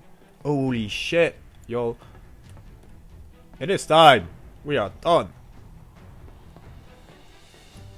Alright, alright, alright, alright, alright. Hey! Thanks y'all for being here tonight. I hope you all had fun. I personally had fun! We are moving so slowly through this game. Because I talk way too much. But you know, then again, I mean, it's kind of what I had in mind when I figured I'd stream Final Fantasy VII Remake. So okay, it is past, so I'll make this quick for once. We are back on Tuesday, 9 PM France time, so that is 2.5 hours earlier than tonight, but on next Tuesday, and we will be playing 7 Remake. We'll be picking up right where we left off. So yeah, I will see you all on Tuesday, and if not, next Thursday. I'll do the previously thingy, and I do hope that I can get all my shit uploaded to YouTube by then, but no promises, no promises. I will try. Please do let me know, you know, how it was in terms of, well, not internet, but how smooth was the video? How was the frame rate, y'all? Because I'd be very curious, because, like I said at the beginning, this is our first time streaming on Starlink! Yes, we are now officially powered by Shinra! How fucking great is that? How much of an hypocrite am I? I don't know! Let's talk about it more on stream. I will see you all next Tuesday. This is Morgan Zaynon, signing off. Be kind to each other, play more Final Fantasy, and eat less animals. I love you all. See you Tuesday, or next Thursday. Or whenever next. Bye! I hate this. Oh no, this sucks. You know, it's like when you say goodbye to a friend, like, and you take very long time, like, oh, it was so nice to see you and shit, like, you hug, it takes forever to say goodbye, and then you can, like, start walking towards the subway, and they start walking in the exact same direction, and you realize that you said goodbye too early, and you have to say goodbye again. I hate this. It's so awkward as fuck.